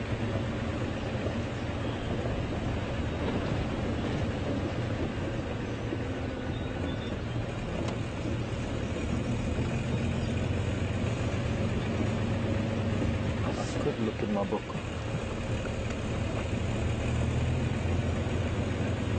Maybe just not, maybe just now. No, just now.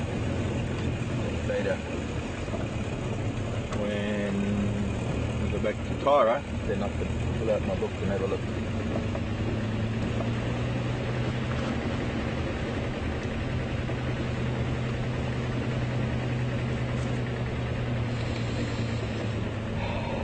Beautiful smell after the rain. Or when it's damp. After it's been dry.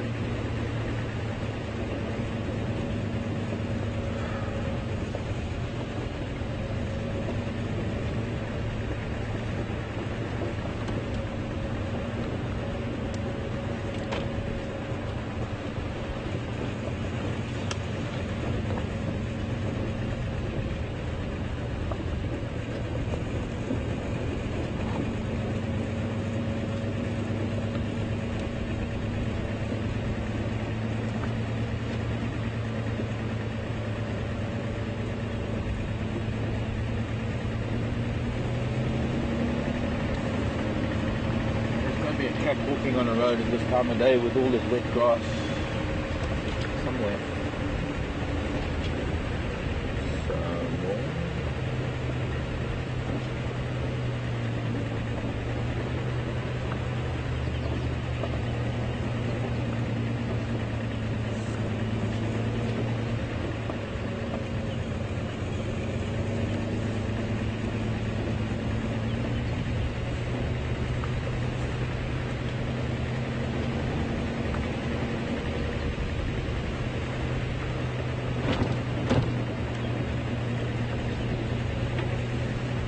Of fleeing Kunyumas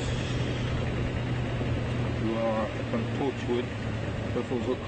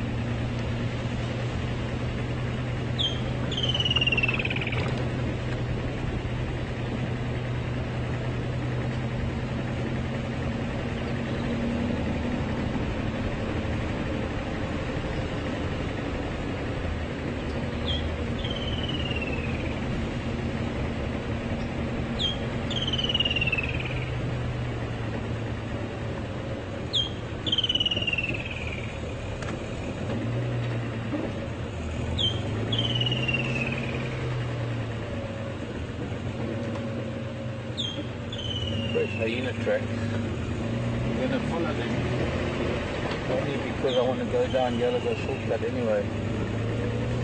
Eventually come back up to Buffalo cut line, but for now I want to just see if there's anything that is crossed over. This is a major crossing area because it's an intersection of a number of roads, and animals use the roads.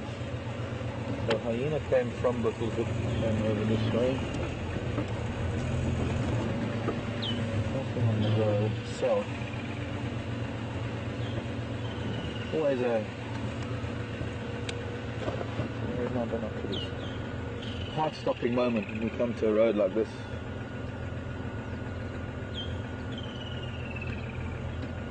Hoping to see something walking along the road, but not today. Okay.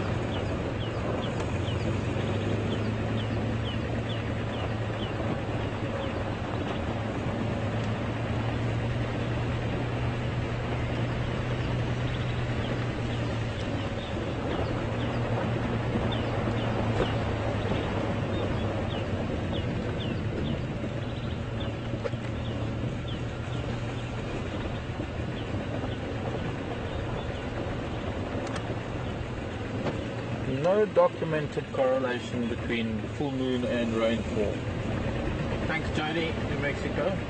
Thank you for that. Then maybe I better document it, or at least start.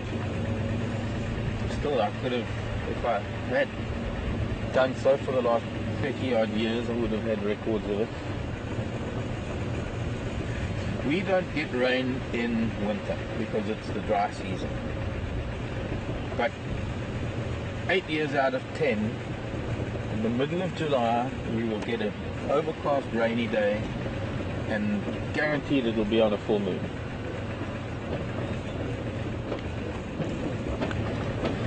Eight out of 10 years, at least. I do somehow recall some professor doing a study, maybe climatologists, and maybe that's where they finally made a decision that there's no correlation. Personally, I think there is. Only because I live outdoors. I live like this. It's an open vehicle. And not exactly on full moon or new moon, but around the time of. If not on the day, at least a day or two either way. But it's not every single full moon, and I suppose if one had to document it, you would be able to find them with maybe more full moons where it doesn't rain.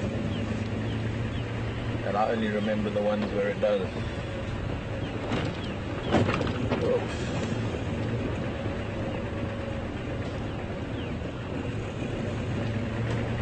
Still, I'm going to look further into that. Thanks, Tony, for the Google search from New Mexico.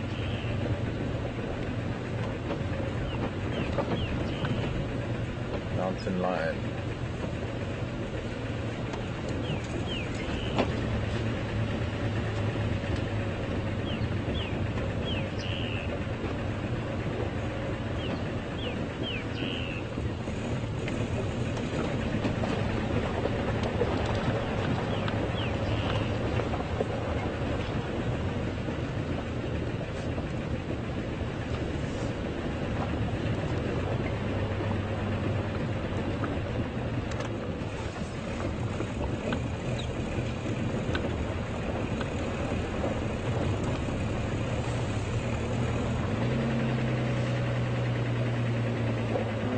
it there? I think it's spider.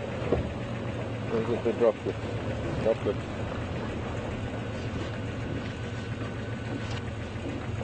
There we go.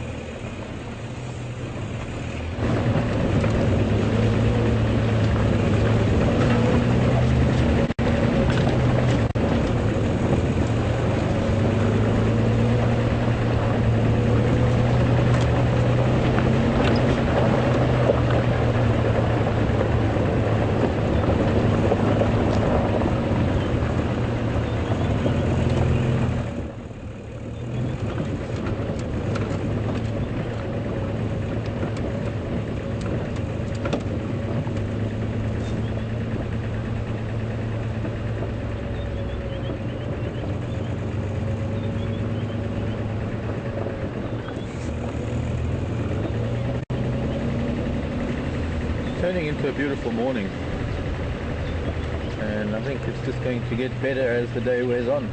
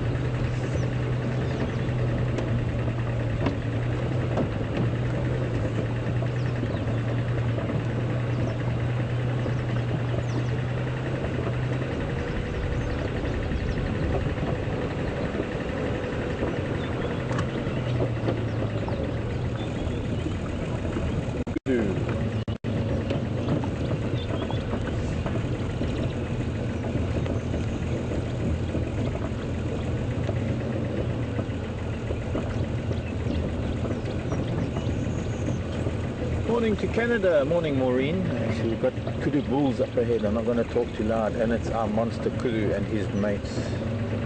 We'll have to give him a name, or we can give him all a name. Maybe we're seeing them so often, and so far I can see 3 of them. Let's get here where we're going to see that bull the best, and then we'll get the other big one. Wow. Just all these twisted spiral horns. You can see the difference in the twist between those two now, and even the third one at the back. So the one that's in the middle, the one that's got the tighter twists and the narrower horns that we're seeing through the big boy, we'll call him Twisty. This big one, I don't know, what should we call him? Monster kudu. They're eating all the little white berries off of that potato bush.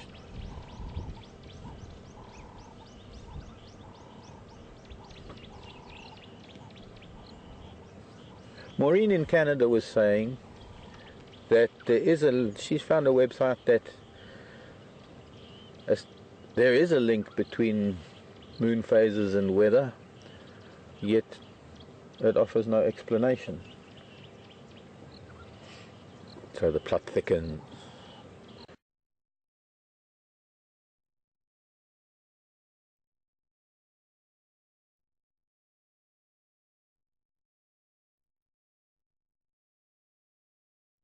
It's just not that there is okay, so just not that there is a very high percentage of chances. It's very small, but it is, if I can use the phrase, statistically significant, as small a percentage as it may be, of having rainfall or weather conditions change over full moon, new moon. 3, and we have one in front of us, number 4. There were 6 at one point, and the 2 that are missing are the 2 younger wolves, but they might be somewhere still in some thickets somewhere. What is special about this bachelor herd is that we do get to spend time with them, and quite often you'll find that when you stop to watch kudu, and you'll see it when we find some cows and calves, when you stop to watch kudu, they tend to move into hiding. If you don't stop and look at them, they don't move. But with these boys, seems to be, having spent time with them, they're getting quite used to our presence. Morning, Squire.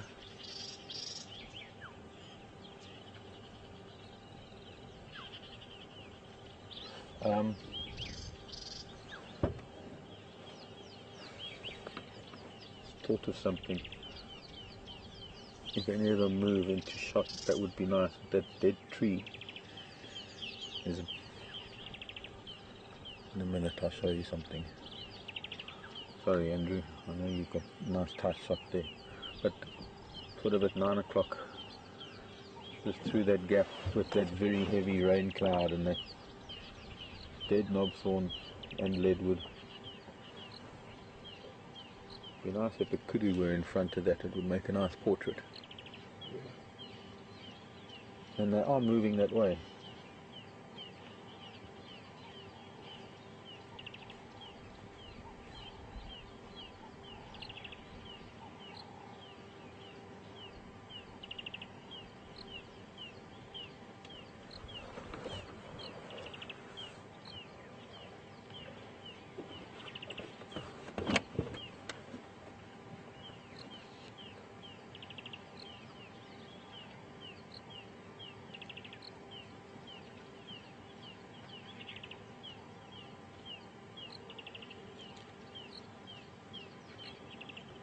Can only imagine how much nicer food is. The leaves are having greened up a little bit, and also with all the moisture on them, how much nicer it must be to eat than when it's dusty and dry.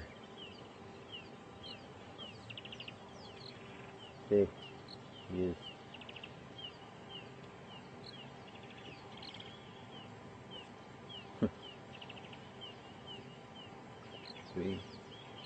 We're only seeing 4.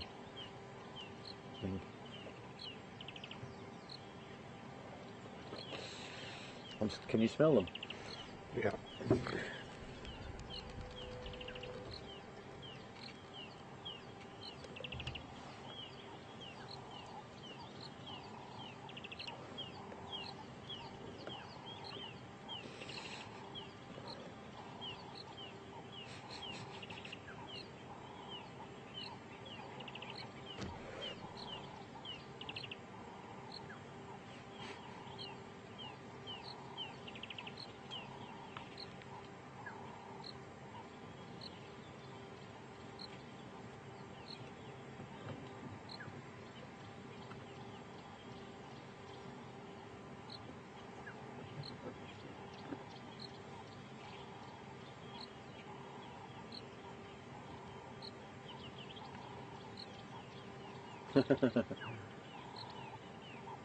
Zeus and Hercules. Mike said Hercules.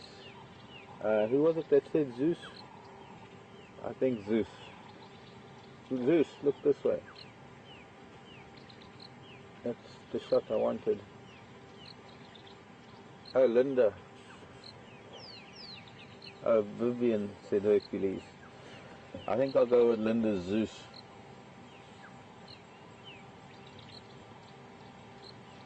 Zeus.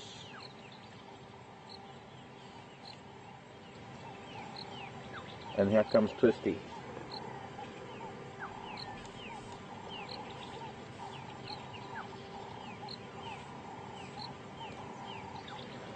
And then this magnificent bull.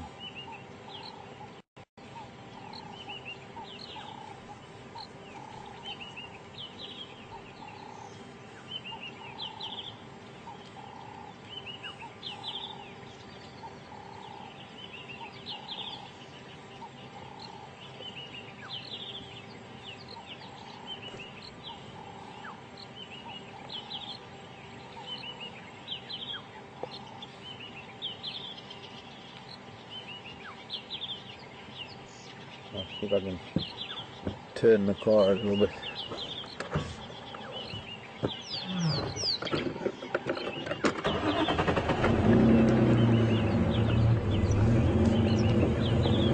What about Jason and the rest of them are the Argonauts?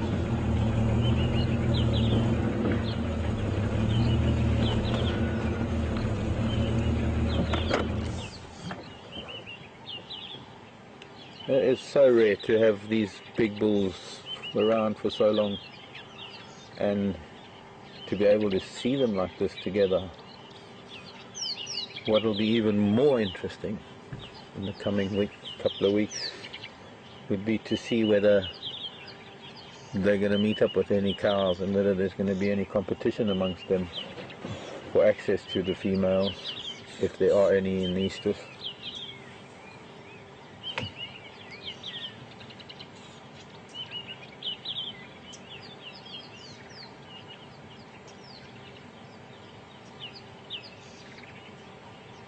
Oh, look at that bank of cloud that was so far in the west that's now starting to waft over us.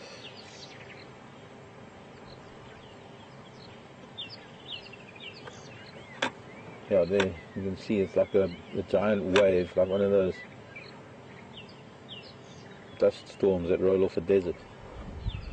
Except that's moisture rolling off the mountains. That's a very big and heavy mist that looks like might make its way over. We'll see it from a different angle. On we go. Bye, Kudu. Thank you, boys. Pretty amazing.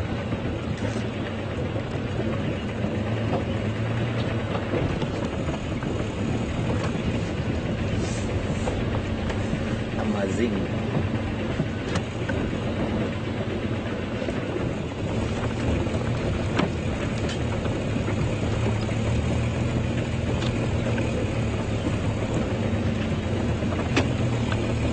Yeah, kitty, kitty, kitty.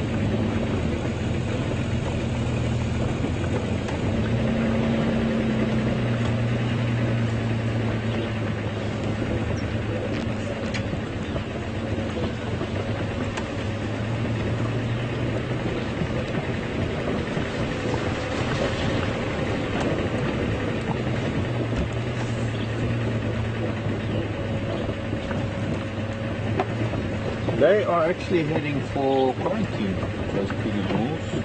They should be there a little bit later. Maybe by the time we do a big loop, we'll come back there in about an hour or so. Buffalo. Mr. Buffalo. Seeing is done on the road.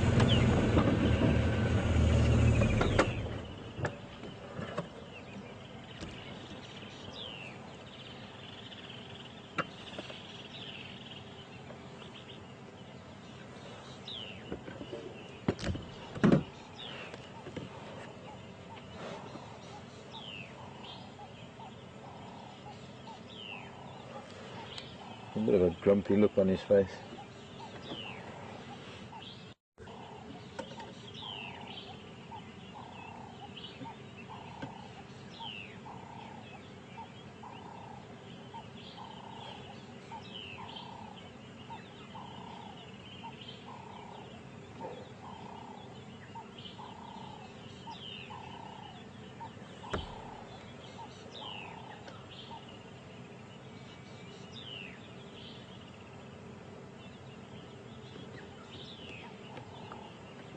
I think I'm seeing a tail of another one. I saw something move.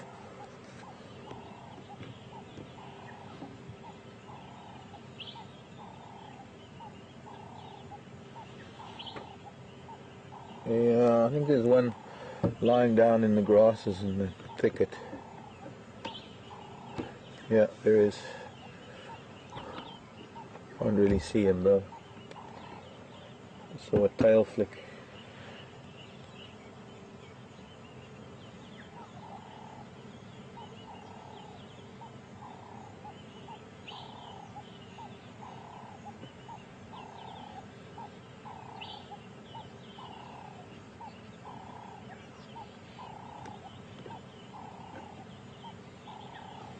Kind of a stalemate.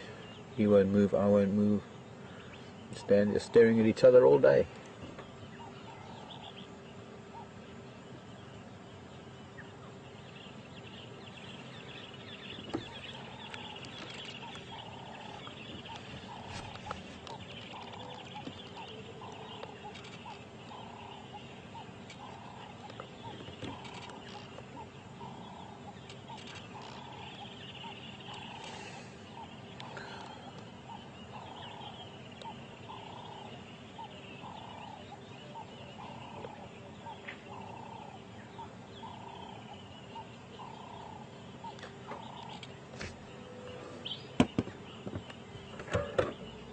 Okay, we're going to move. I want to have a look at something before I go.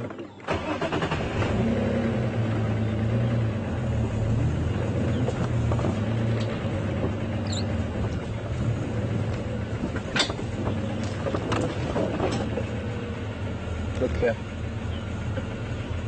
First I thought it was a praying mantis, because you get a mantis that has something like that. But it looked odd from a few feet away. And tried to take a photograph of it and zoom in, and then zooming in it was definitely not a leaf, but it looks so much like a dried leaf. What it is, it's actually two moths mating. This upper, oops, there's this little stick. Get a blade of grass. You can see the darker one, which is probably the male at the bottom, and then this top one is the female. Female moths normally look larger. I can't see the antenna, so it's hard to tell, because normally you can tell very easily the male moth. I'm just going to bring it closer to me, but hopefully not disturbing them. What's interesting is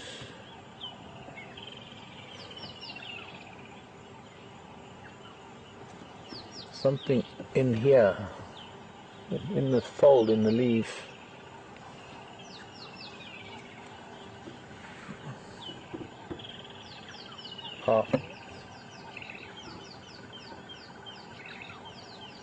Okay, I disturbed them. Very unusual moth.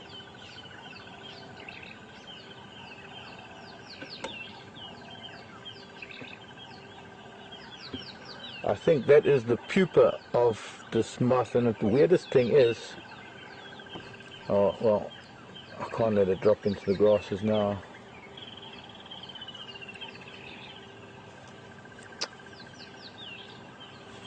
Both moths.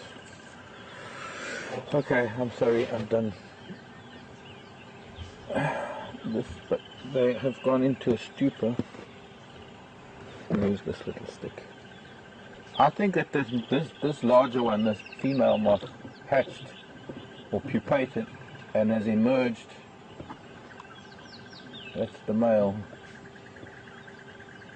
Definitely the smaller one is the male. I can see now his feathery antenna just sliding down the side. They've gone into like a stupor, which is something that happens. They're pretending to be leaves. We can see how fat her abdomen is, and her legs tucked in, that you can't even really see that it is a moth. A very, very sharp face to it in the front.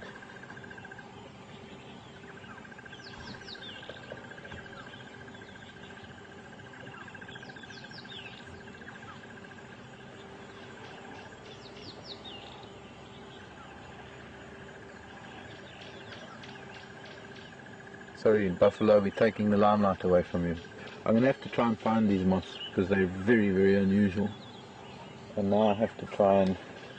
Fortunately I have a teaspoon here.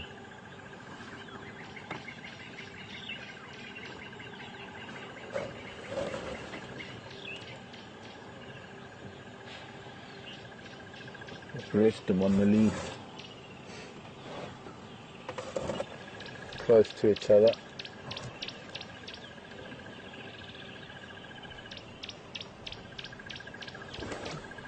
And they can get back to us.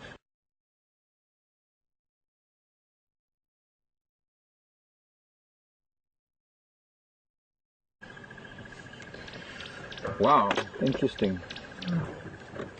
I didn't even photograph that, but maybe somebody took screen. I should have.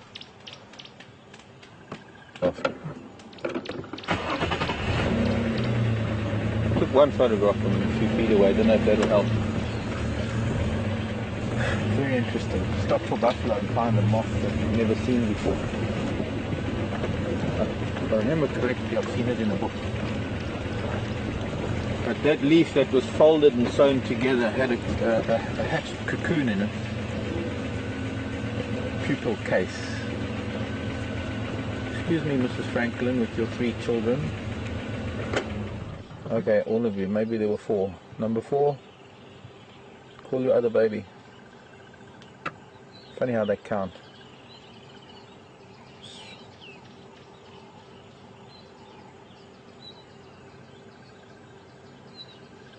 Here it comes. There's number 4. Now you can carry on.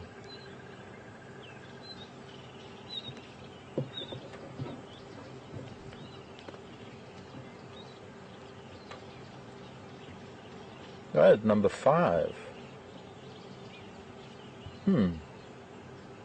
Now you can carry on. Learning to get grass seeds from the grass stalks. You find finches actually jump on the grass stalk and then walk along it till they get to the seed head.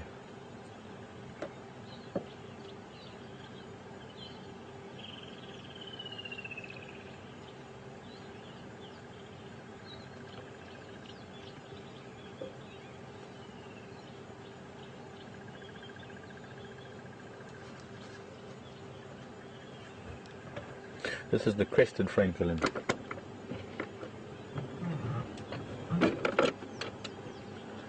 And 5 bedraggled chicks. Off you go, children. Let me come fast and you can play in the road again.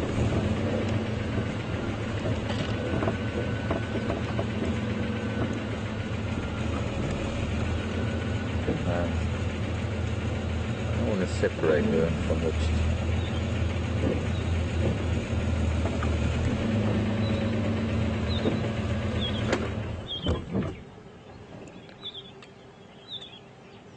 You can hear the babies calling now, because some of them ran off. She's going to fetch them. 1, 2, 3, 4. One, still one calling. And while they're off the road, I'll leave them be. Then they can get together and they don't have to be disturbed again.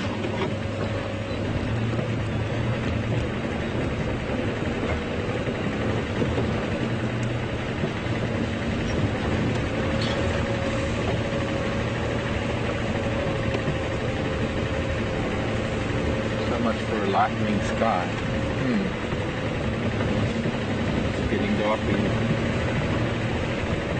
misty again. It must be the full moon.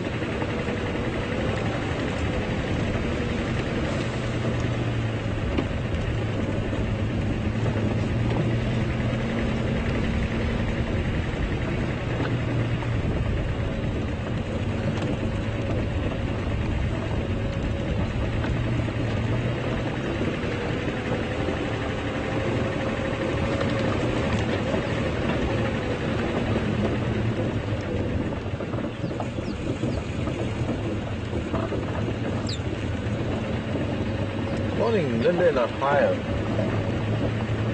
Bird making a low, airy call. I don't know, did we have a rain bird calling now? I think very. Linda, was it calling now, or is it the call you've heard on the waterhole camera? There is a bird that would be calling on a day like today, around the dam. I can't even do it properly.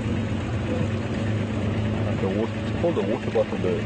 Sounds like water pouring out of a bottle, sort of. With a bit of imagination. The Birchall's cuckoo. There is also the sort of a mournful, low.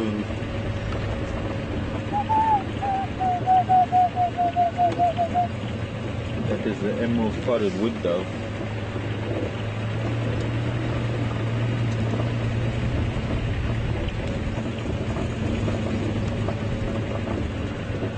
freshly felled trees over there.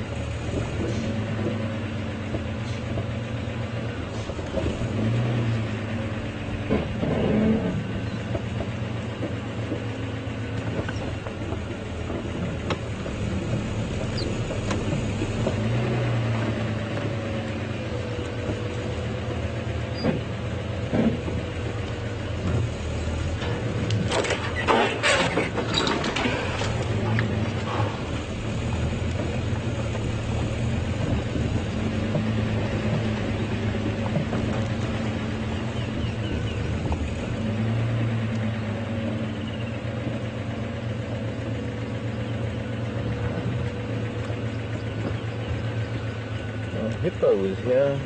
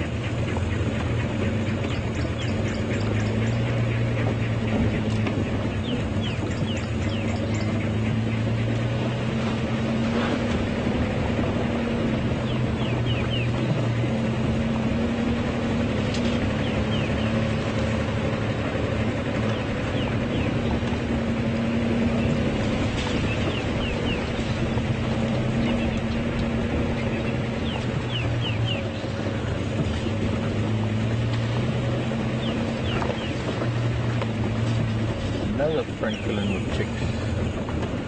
Just that time of the year. She's only got 2.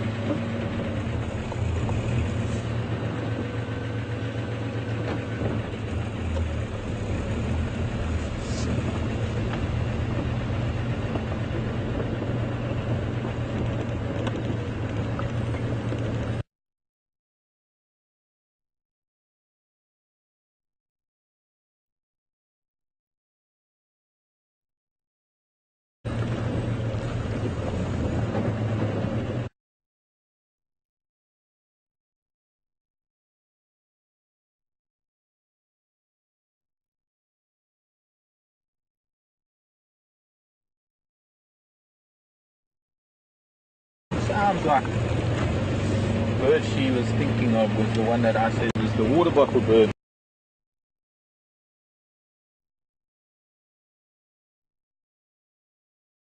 The Berthel's tweakle, also known as the rain bird. Mostly because it does call in the rainy season, but also when it is wet. You hear it calling when it's before rain. Often they say when you hear the rain bird, then there is rain coming. The same as they do with the red-chested cuckoo. The more intense the cuckoo calls, the greater the chance of rain within a 24-hour period. And I guess that sometimes, I suppose, like my claim of the moon and weather coinciding, I suppose it's the same thing. When it's the wet season and it's raining, you associate the season and the climate with certain bird calls, and so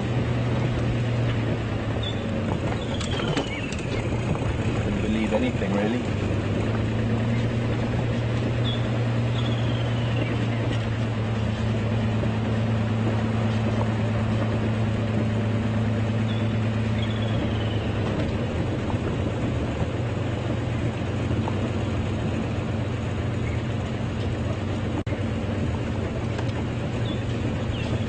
Where he last had it, just see if we can't relocate.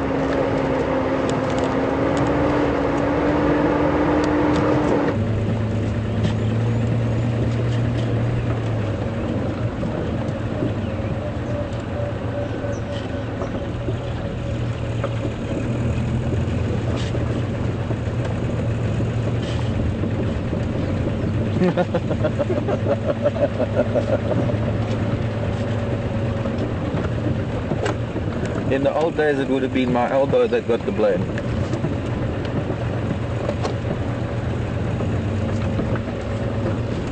Somebody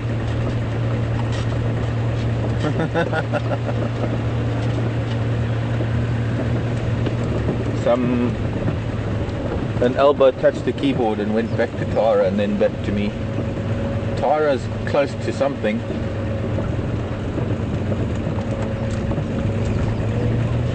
So, and I'm also close to something, just around the next corner. Just around the next bend.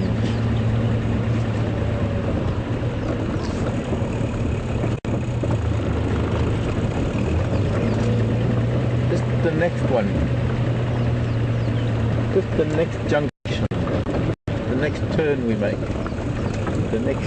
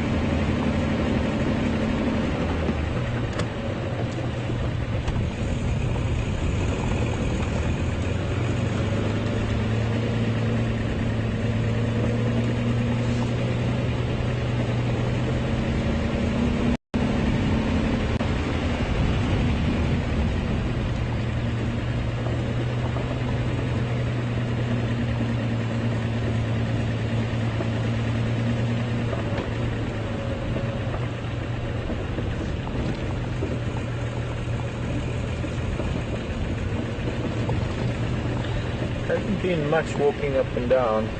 Been a few elephants crossing, and there were some hippo tracks earlier, but I suppose with the Kunyumas, they're about, I suppose quite far to the east, northeast of us. There's not going to be any other lion, I don't think, around this area, this part of the boundary, other than maybe the Matimba males.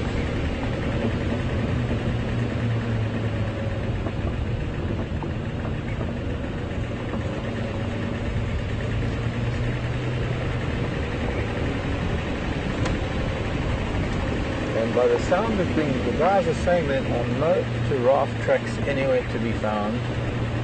I saw some giraffe tracks, I think it was yesterday, but they were heading south. But every now and then the guides, the game drive vehicles need to find giraffe, and sometimes you can't find one for the love of giraffe.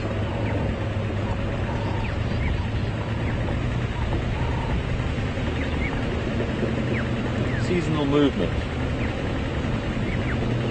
Such a big area, we've got millions and millions of acres around us that are all part of the Greater Kruger National Park and Kruger Park itself. Let's have a look at a spider while we listen to things. Interestingly, quite close to us.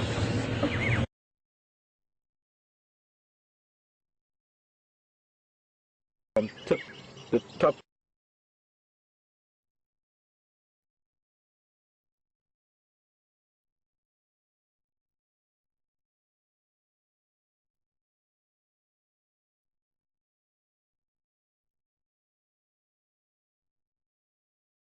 of her back legs to the front of her front legs, maybe 2 inches in total. So she's going to get a lot bigger than that. But what's interesting is, as small as she is, you can see in the top right hand corner of your frame is the male, the very small male, who's actually going to have to live on this web and be very, very careful how he does it. He actually lives on a scaffold just off of her web and monitors what she does all day. But that is the smaller male. He's not going to grow any much bigger than that. By the time she's full grown, she'll be even 100 times his body weight, maybe even more. I hear some of the golden orbs can get up to 1,000 times the body weight of the male.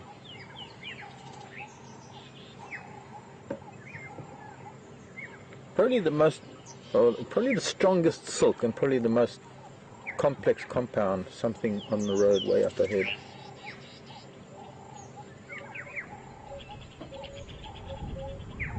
That's a warthog. Oh, it's gone. They spin permanent webs as opposed to some of the nocturnal spiders that spin temporary webs.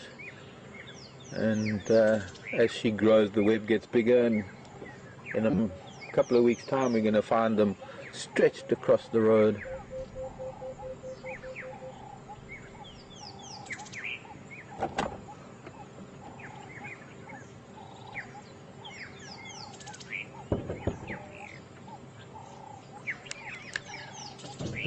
I'm on before the cut line if you can.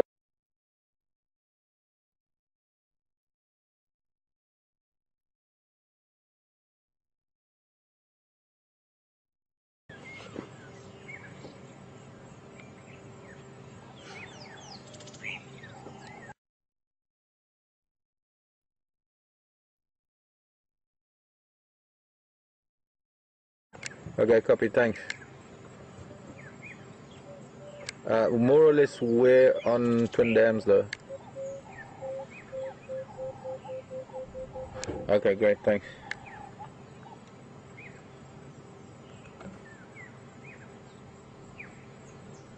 Copy, thanks. Evidently there was a left, but let's continue. We're gonna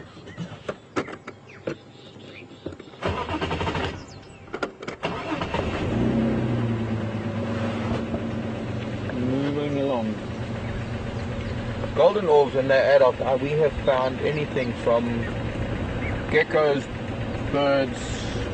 I saw a photograph the other day of a small, it looked like a spotted bush snake that had been caught up in a golden orb's web. I remember one year we rescued a swallow that had been caught up, it was wrapped up in milk, and the golden orb was about to devour it.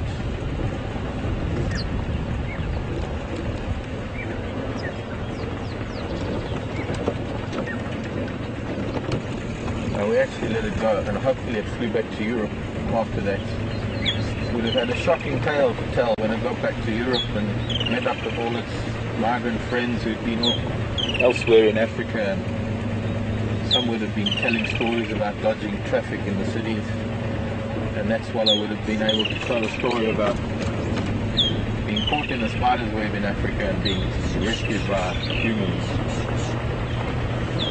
Yes, I have a vivid imagination sometimes. I've seen a gecko, a very large gecko, trapped in a golden orb's web once, and it took well over a week or more for this golden orb to digest it. Just turned the body to mush. Now the venom, I guess, and the volume of the venom is ineffective. It doesn't affect us at all. If it could bite, golden orbs don't readily bite. In fact, it's almost impossible to hold them because they don't like us. They don't like the smell of us. They don't like the touch of us. I think if you had to take the worst arachnophobe on the planet, it wouldn't amount to how much more phobic a spider is of the likes of us. But that's because we're so big and they're so vulnerable.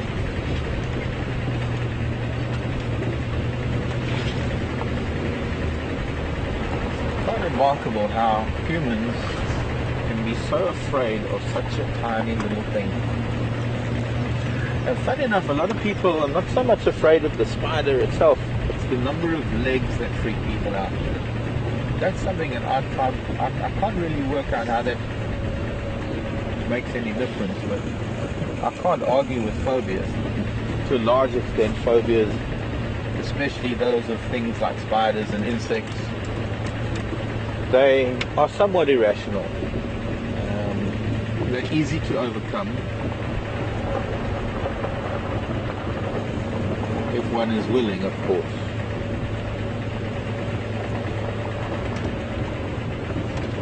But it's an induced fear, and well, it doesn't make sense.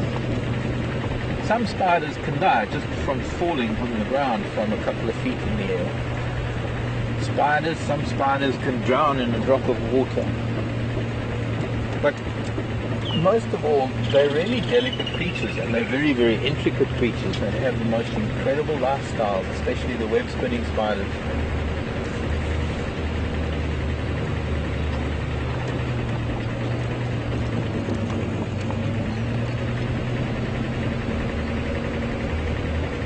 Large birds that flew across our bows when we were in wind.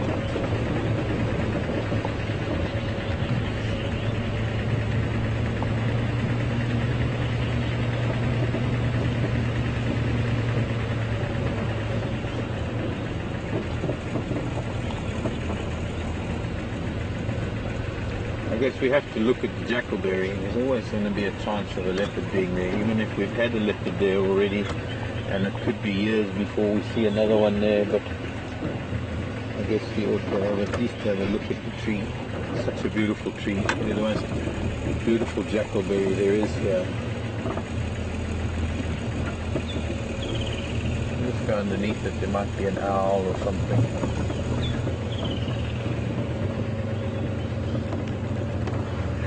We should call it Karula's jackalberry, since it is really her tree, in her territory.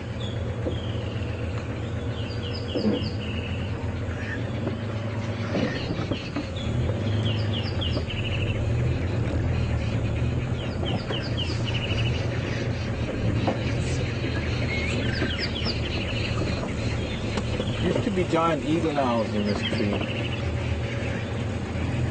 They'll pop in from time to time.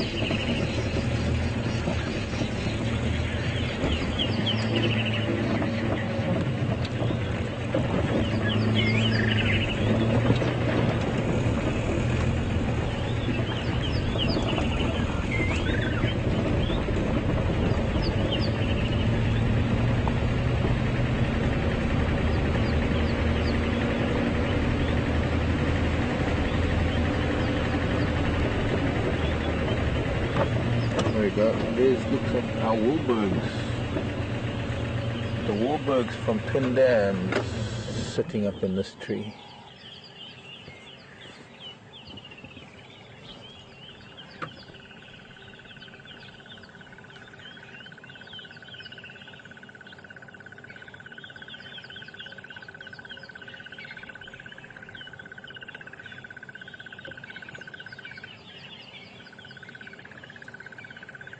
Let me move around the front if it doesn't fly.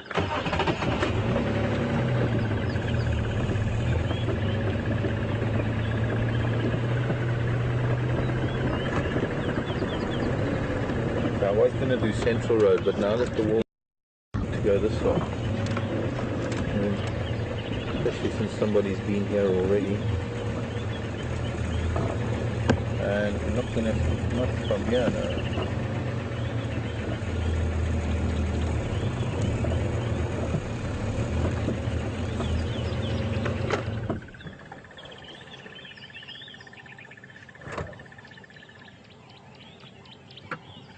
Fluffed up because it's been damp and cold, and also preening because it's, I suppose, time to get rid of all that water in the wings.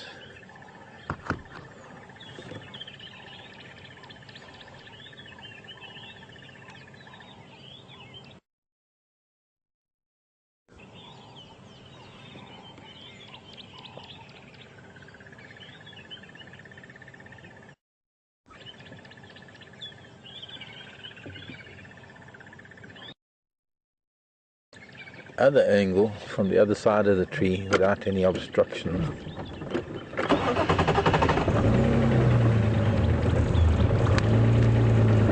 Should be used to us by now that it's not going to fly if we drive underneath them. Where's Mrs. Wahlberg? She's sitting on the nest. Nest across the drainage line. Twin Dams Road.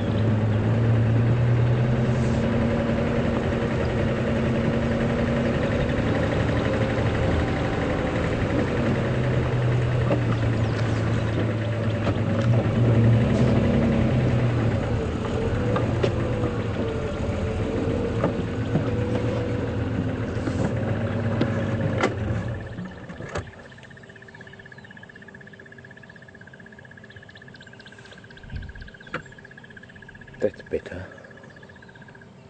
The lovely trill of the crested barbet that we can hear in the background.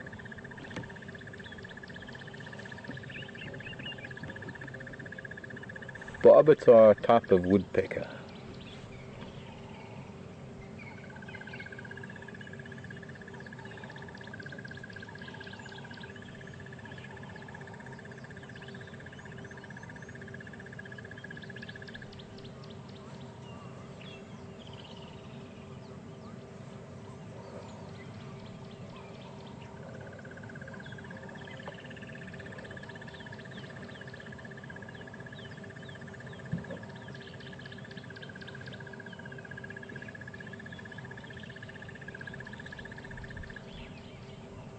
It's the same warburgs we saw yesterday, trying to catch something in a tree.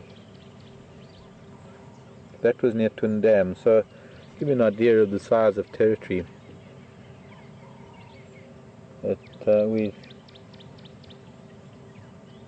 We're about a kilometre, I'd say, in a straight line from Twin Dams right now.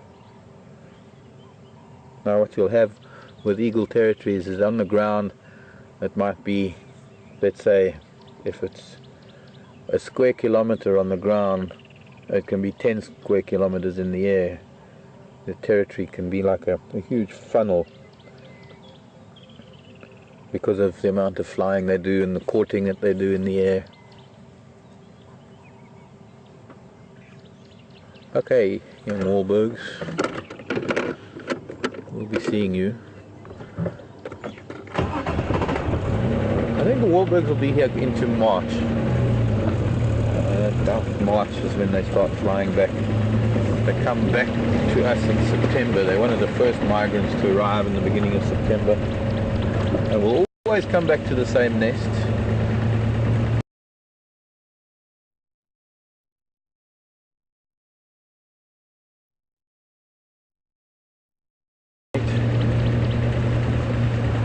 I have only seen this one though, this year.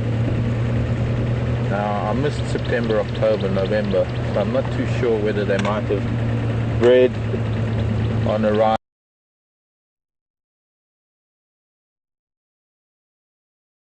which they do, because I remember seeing at home the warburgs that were coming in at home were breeding almost soon after they got in.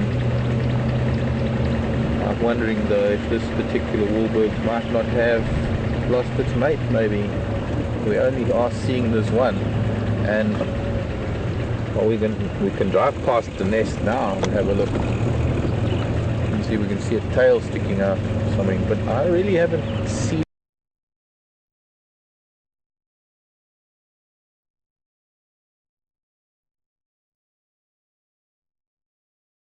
the second warburg. It's only been this one light phase. I might be wrong. Maybe we did see it with another one day. Anybody can offer any assistance, I'd appreciate it, in terms of whether or not we've had this warburgs with another one in the same shot.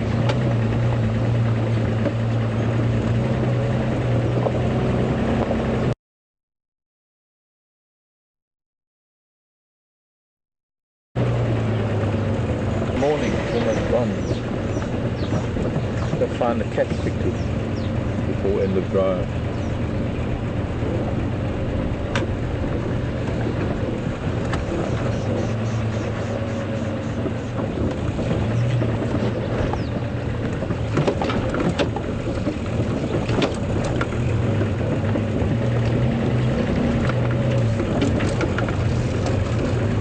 But first,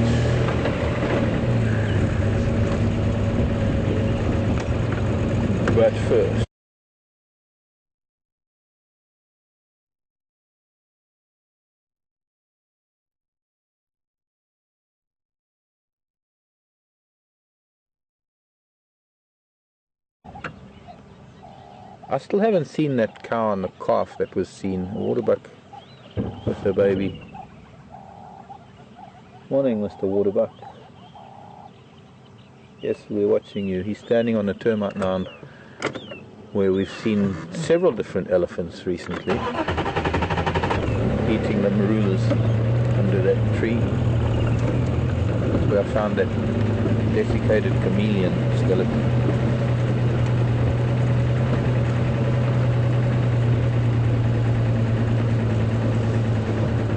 So you're going to stay there for us, Mr. Waterbuck, because that's quite a nice picture.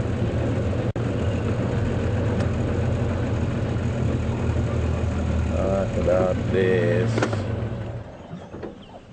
Good enough to stop so that we don't inadvertently chase him away.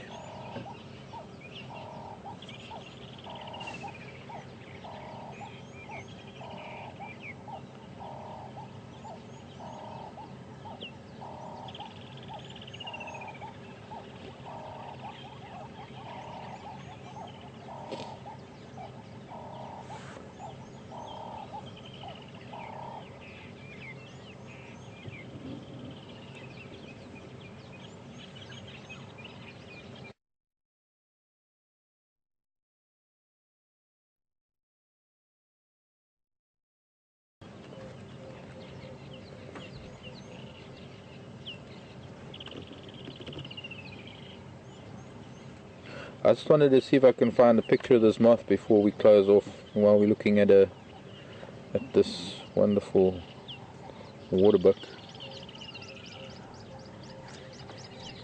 There it is. It's called a salambo. One of the salambos. Or it could have been the incised lappet. Very similar wing pattern.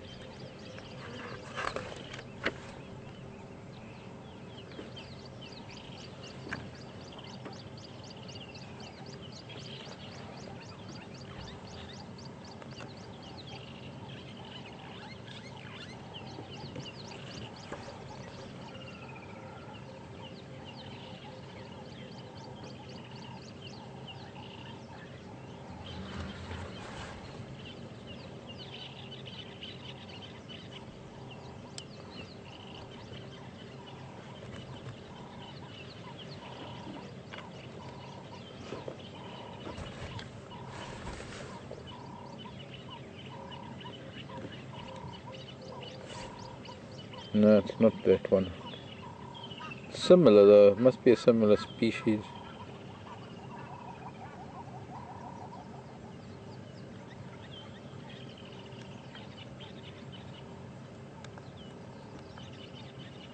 And I only took one photo that's very blurred because I took it from a distance, but I'm sure if I just quickly show you in the book, very similar moth to what we had, based on the wing pattern, although it had a much sharper face.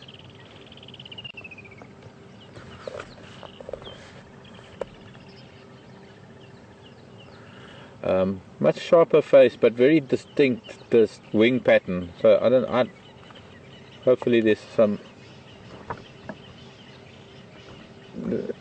there.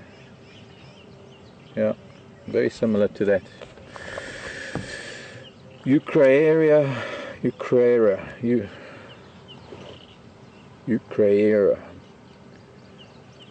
is its scientific name. Anyways, that's it for the moth. Eucraera salambo, whatever that means or wherever that comes from. Okay, off we go. See if we can just get to Weaver's Nest before the end of drive.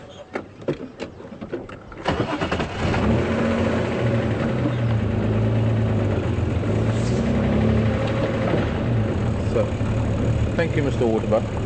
Much obliged for the pose and all. In fact, here's another pose.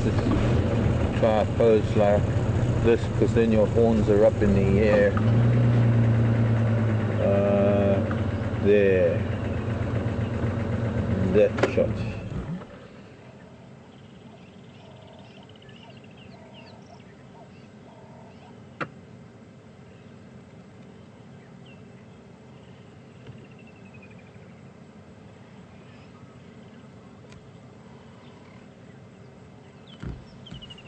He just winked at you, everybody.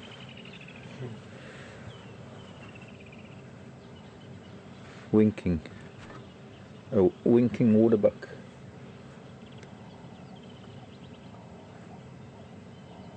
I think he's just got a twitch.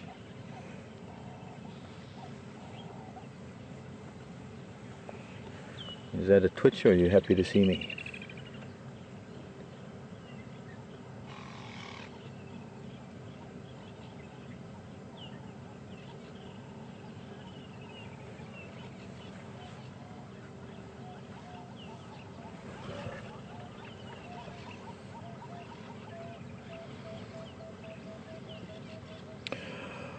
I guess that's the sign that we should be heading on our way. Show me.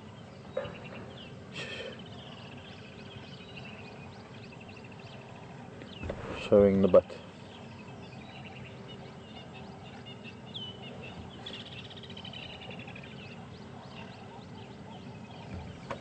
Okay.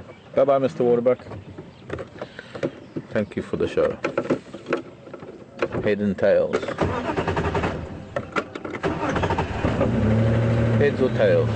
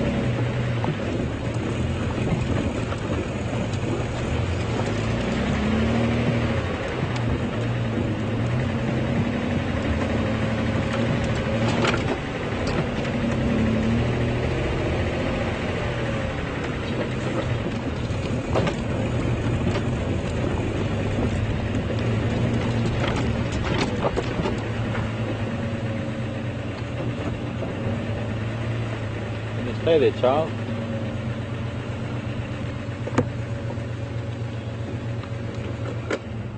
Get really close in there.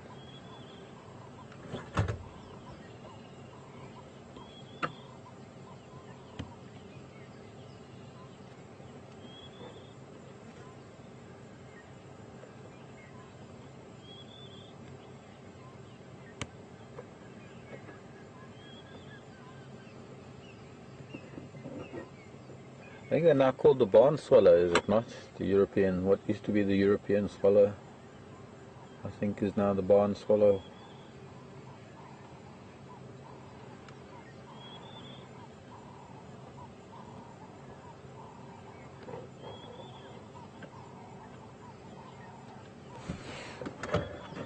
Still got to get down towards the tree. Bye, swallow. Safe journey.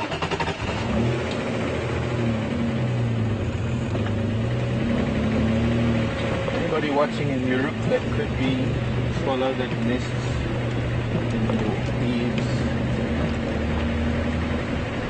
Imagine if you find a bird.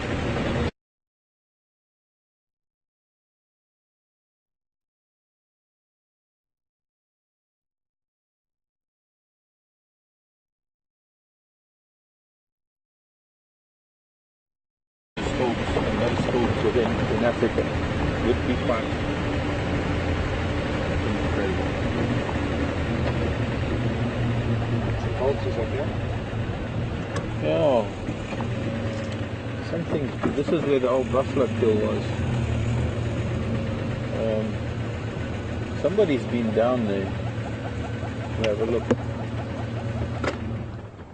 2 hooded, 1 white-backed.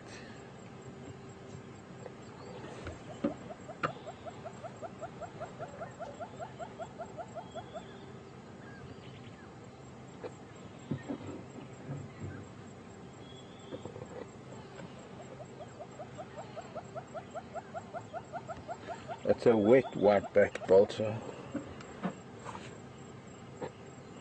Trying to dry the wings out. I wonder if they've been here since yesterday. But perhaps we ought to take a quick look down in the drainage line. Who is here? Looks like one of the trailer vehicles that was heading back to the lodge. Looks like they had come from this area. Hopefully you guys are going to be okay with me driving here.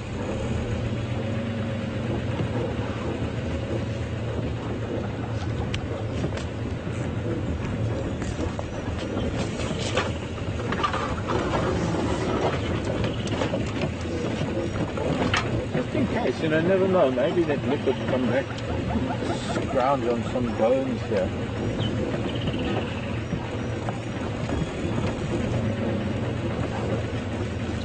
It was quite a while ago already, 2 days as well, a week or more. There, leopard, he is there. Just came out of the tree chasing a francolin. We need to get onto the other side of the road there. What's he after? Morning, cat.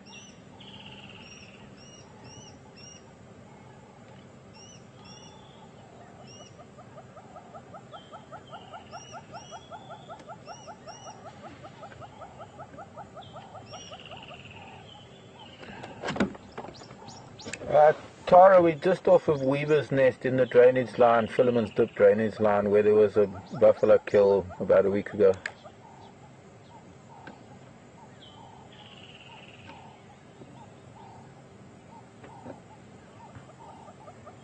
Where are you now?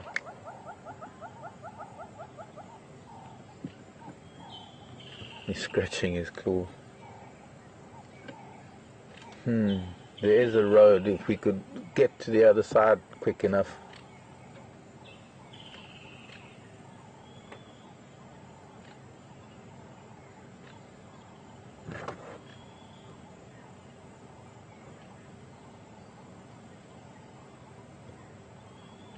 Okay, Tara, I'm going to need you to go through Philemon's Dip onto the other side of this drainage line.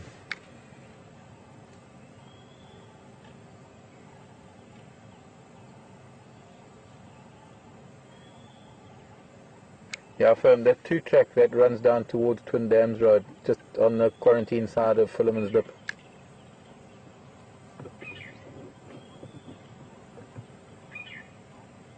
Yeah, firm. 2 hooded, 1 whiteback.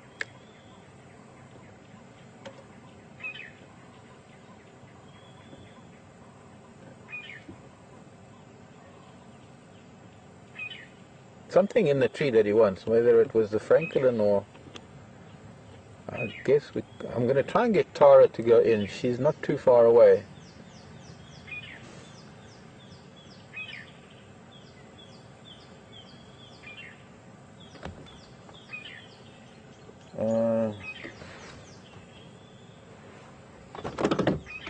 Anywhere at Taylor Station still out? Oh, where you text?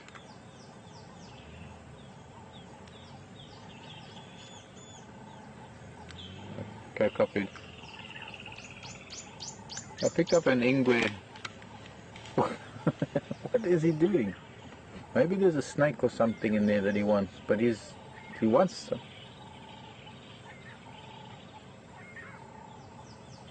Okay, copied.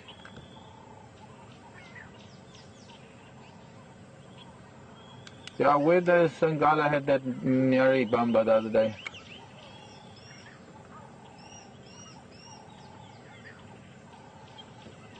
The Weaver's Nest just off of Philemon's Dip in the drainage line.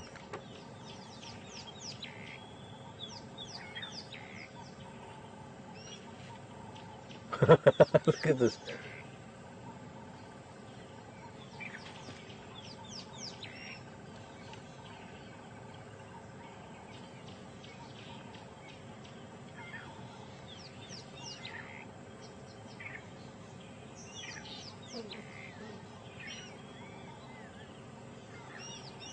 That was quite cute, actually. Did you catch that? That was awesome. I don't know what there is. There's something. I must look with my binoculars. There he is. He's heading. Okay, Ephraim is now heading back towards Philemon's Dip on that 2-track.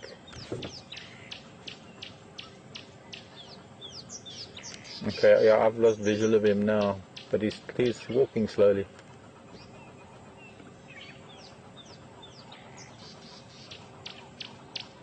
Wunderschön. Ganz toll.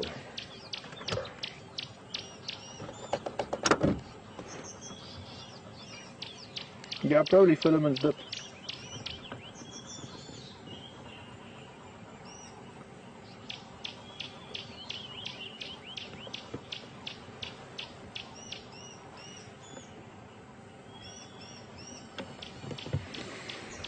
That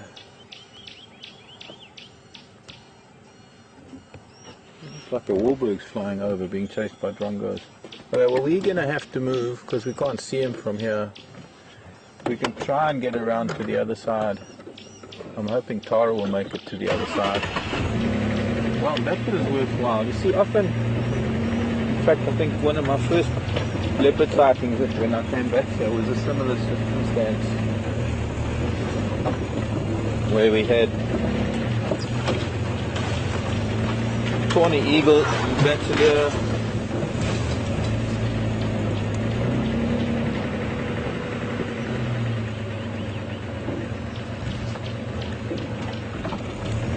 and hooded vulture at Treehouse Dam.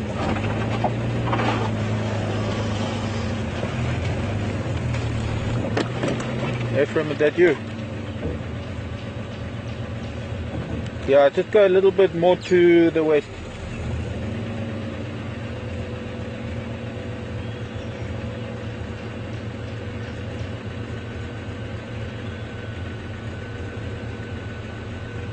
You should see him somewhere there now.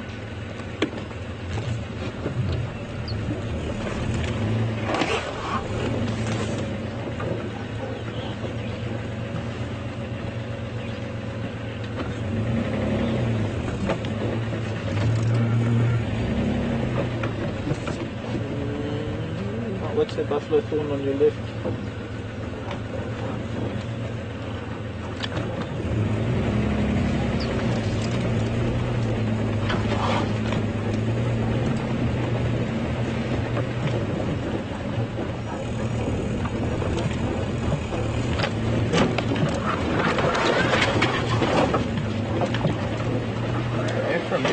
on the other side. It doesn't sound like he's found him, but he wasn't far away because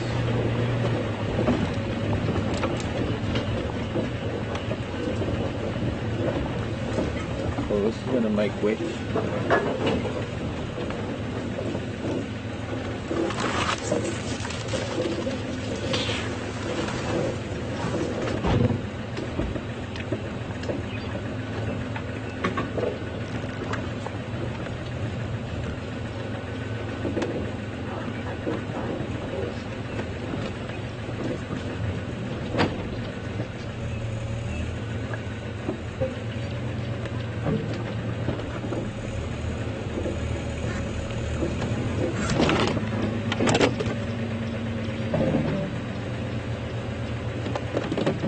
Confirm you got visual?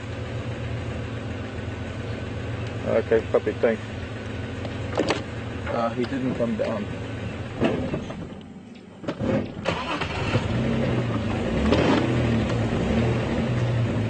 This is where they killed the buffalo. Well, they brought the kill here. They killed it up on the road, but these two males dragged this buffalo down. Nothing to be seen, not a skull. I'm sure the skull's here somewhere. But there's not even a bone to be seen. Probably carried off by things like hyena. I'd love to know what that leopard was after in that little tree. Whether it was maybe a squirrel or a snake or something.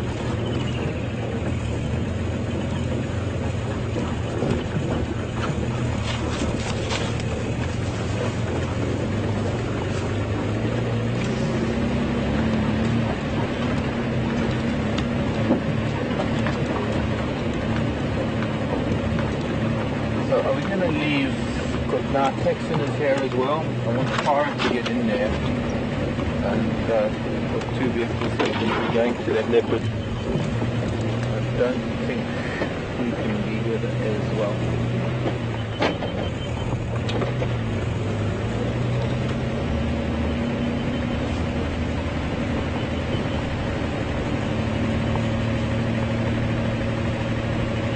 It sounds like he's heading north, which means he's going to come out somewhere from quarantine eventually. Hopefully we'll still have him for later. We'll find him again later this afternoon. Nice to have 3 for 3. 3 drives, 3 leopards on.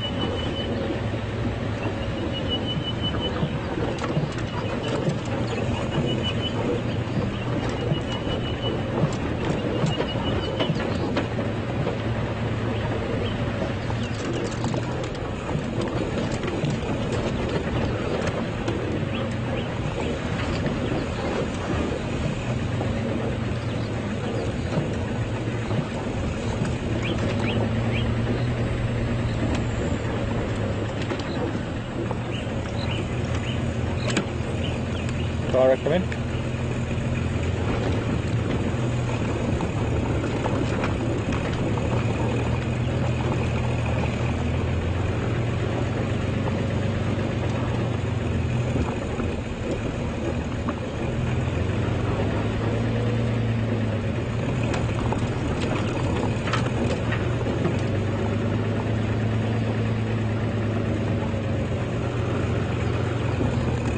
I think we're going to go to Tara. I think Tara's there.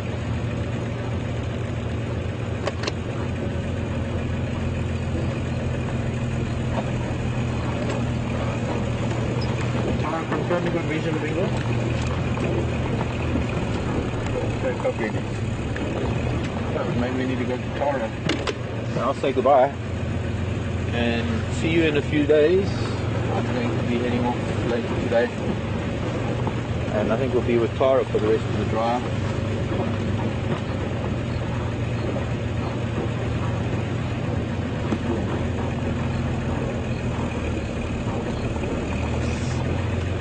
We're making a lot of noise today. Dragging a stick.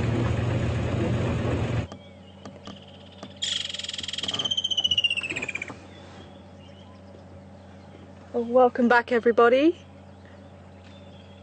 And would you believe we just had the leopard just in front of us and it's just gone into this thick bush. Okay, you can see the other vehicle that side, so I'm hoping he might just pop out here somewhere in this open area. But his tail was twitching, which seems to suggest he caught sight of something interesting. Because they're just like your house cat, they can't control that excitement, and their little tail twitches right at the end.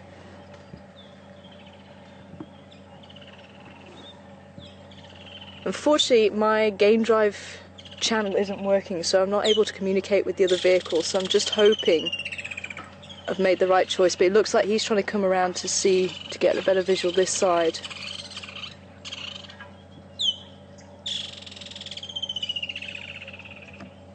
But we have been looking for this cat for about an hour and a half. And we were just so close to it, but that's how it goes. He obviously was just hidden very, very well, and it just goes to show what I was telling you about earlier with the camouflage, even in this type of terrain and habitat. But he was moving this way, so I don't think he would have doubled back. I think maybe the other vehicle's leaving. So I'm almost tempted just to go around the side here and just see if we can't get a better view. But whatever caught his interest was that side, so I don't want to get in the way of that if there was something of interest. I'm not sure who it was. I don't know if the viewer's got an ID on it or Mark got an ID on it. We just saw the rump.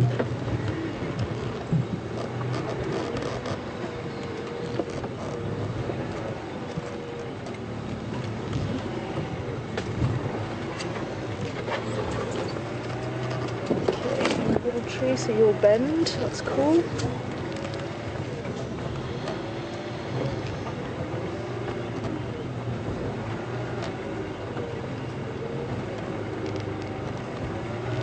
Yeah, carry on round. Yeah, okay.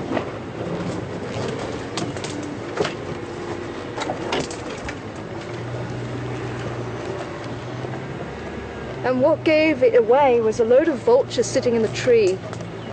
So we went in to have a look, and I know the other game drive vehicle caught up with it, so we must have just been on the wrong side.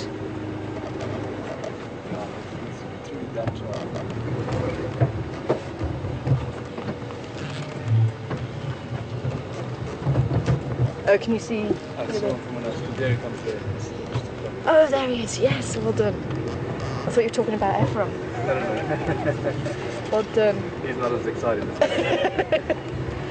Well, let's just see. So he's on this. We'll just try and come around again. You can hear the birds going. We've been waiting for alarm calls and they weren't coming, unfortunately.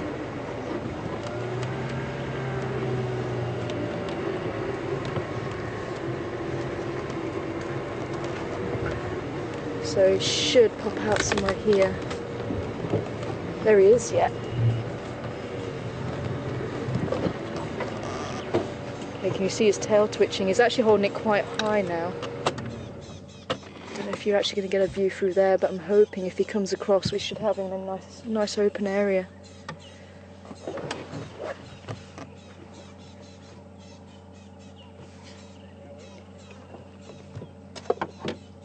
Oh, apparently everyone's struggling to ID this leopard. I said him, it just happened to be what I said, but I couldn't see.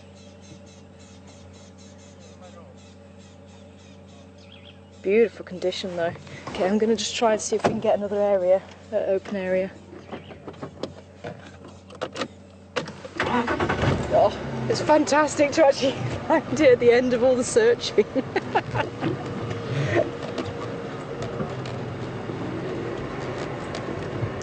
But what was really odd was we had a lot of vultures sitting around, but then they all started moving away. I thought, well, maybe they just took refuge there overnight. Okay, I'm going to try and go straight through here. I'm going to do the matrix again.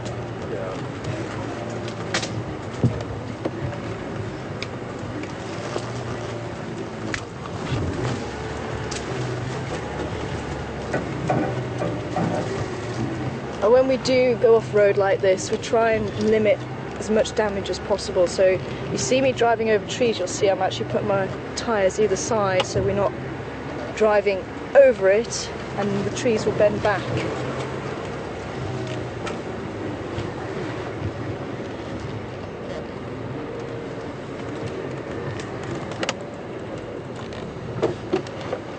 what we're trying to do is try and predict where this cat's going to come out.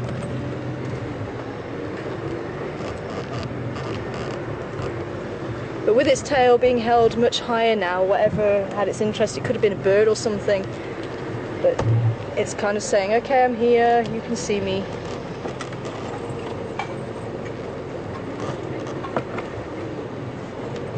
You can still hear the birds here.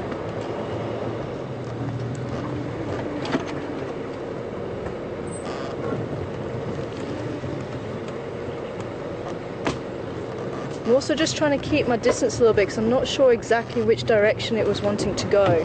So obviously we don't want to change their behaviour and be right on top of it.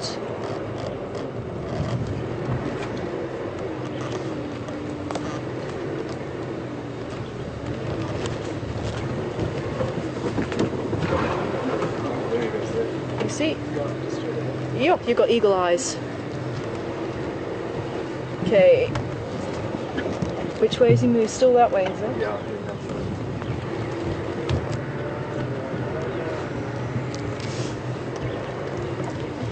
Oh, sorry.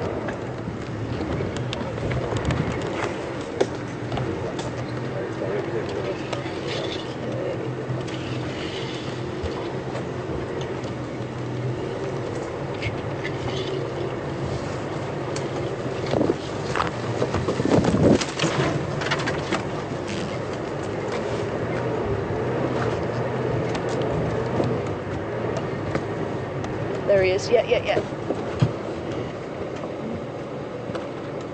You see nicely through there?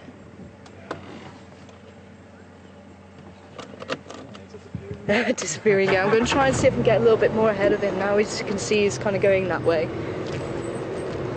It looks like he's scent marking a little bit. You can see he's rubbing cheeks. So I keep saying he, I'm sorry, I don't actually know who it is at the moment.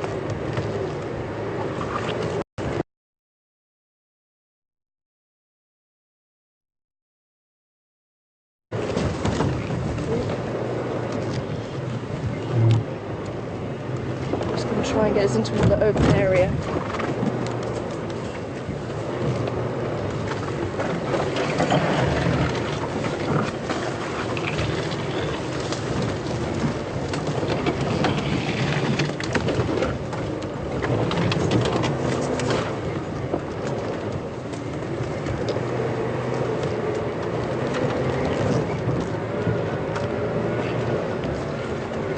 There.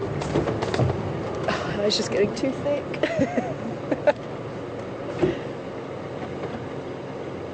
Still got him here? Yeah. Okay, let me just move back a little bit for you. Maybe we can stay in view. Is that better? Yeah. Ah! Still on the same course? Or is he? Still in that Still side. there? Okay. Because it's looking a little bit thick there. I'll just see if I can go around. Maybe it'll open up again. But he's heading towards quarantine area, so I'm hoping he'll pop out there.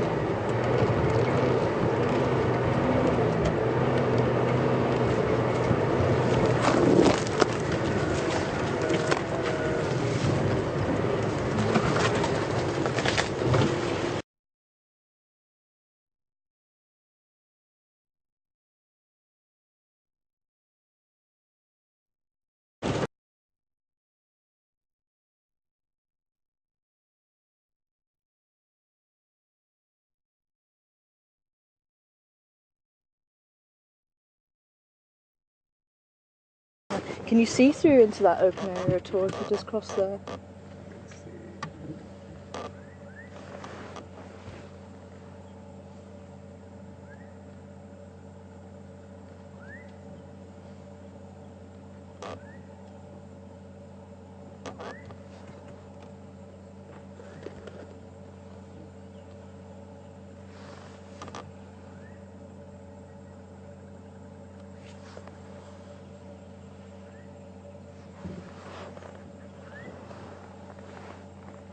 You see where Ephraim is? It's behind us.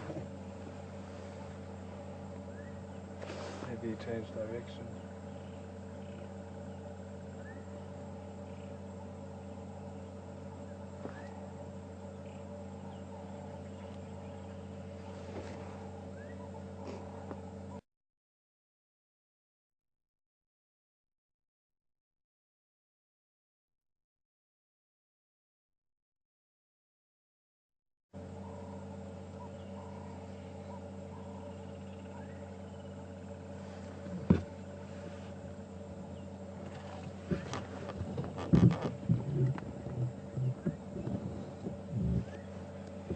could maybe try and reverse.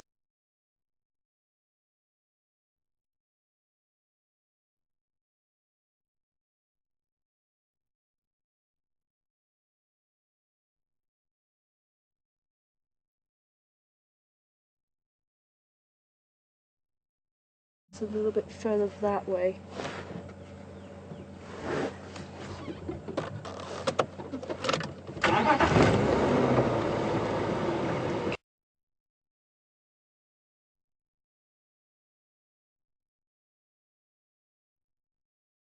Could be everyone's probably gone round to the quarantine to see if you can pick them up coming out, which might be an idea. It's very thick here. They certainly look like he's on a mission.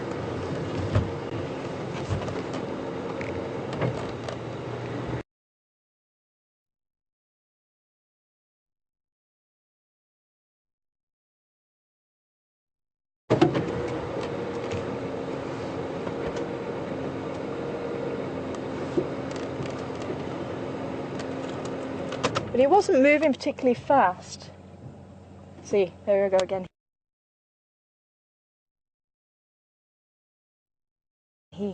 It.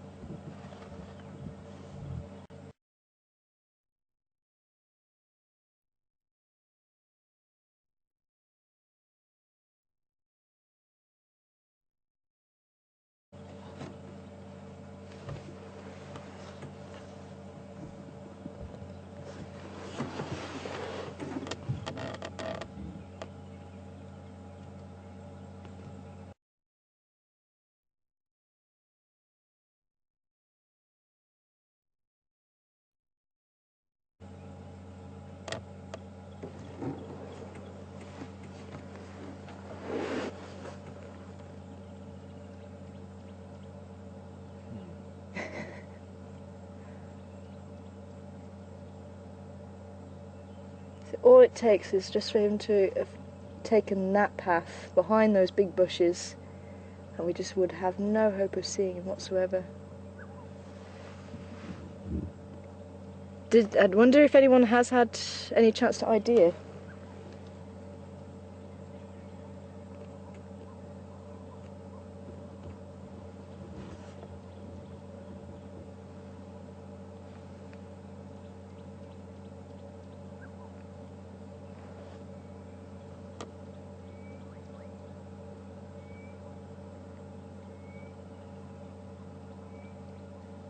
No.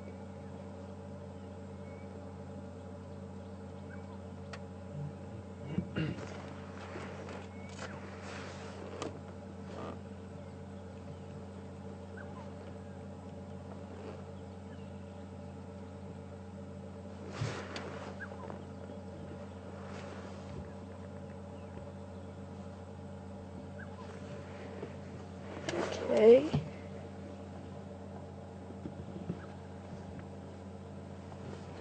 Well, maybe he has. He's gone further that way, unfortunately.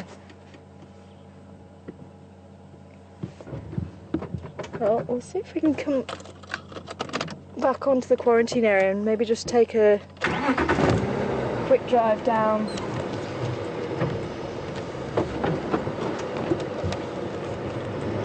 But it was fantastic to actually catch up with it though.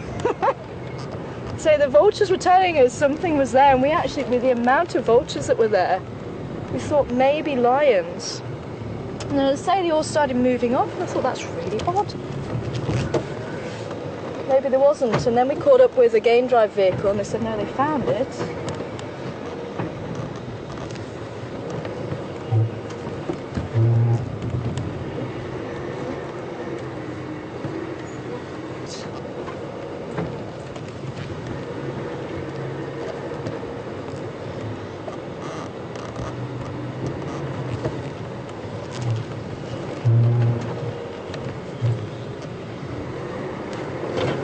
It would be nice to see if anyone did manage to get an ID. I know it was probably the rump. I don't know how much Mark saw.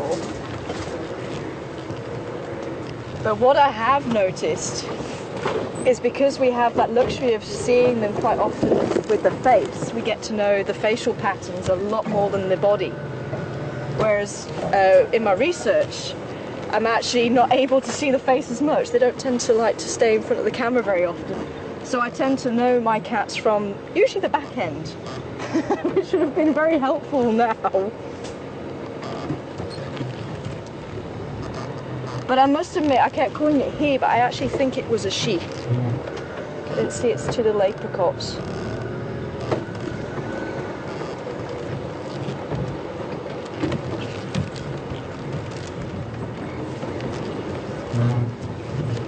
I'm slowly going to start making my way out then.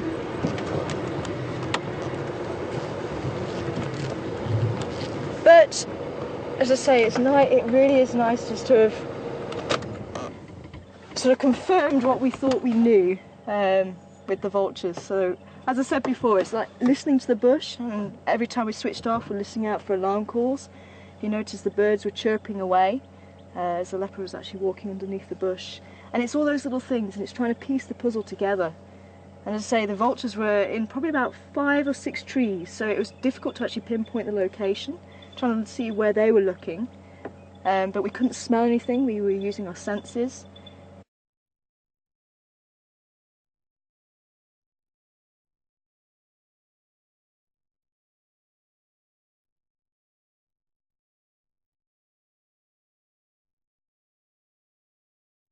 Hosts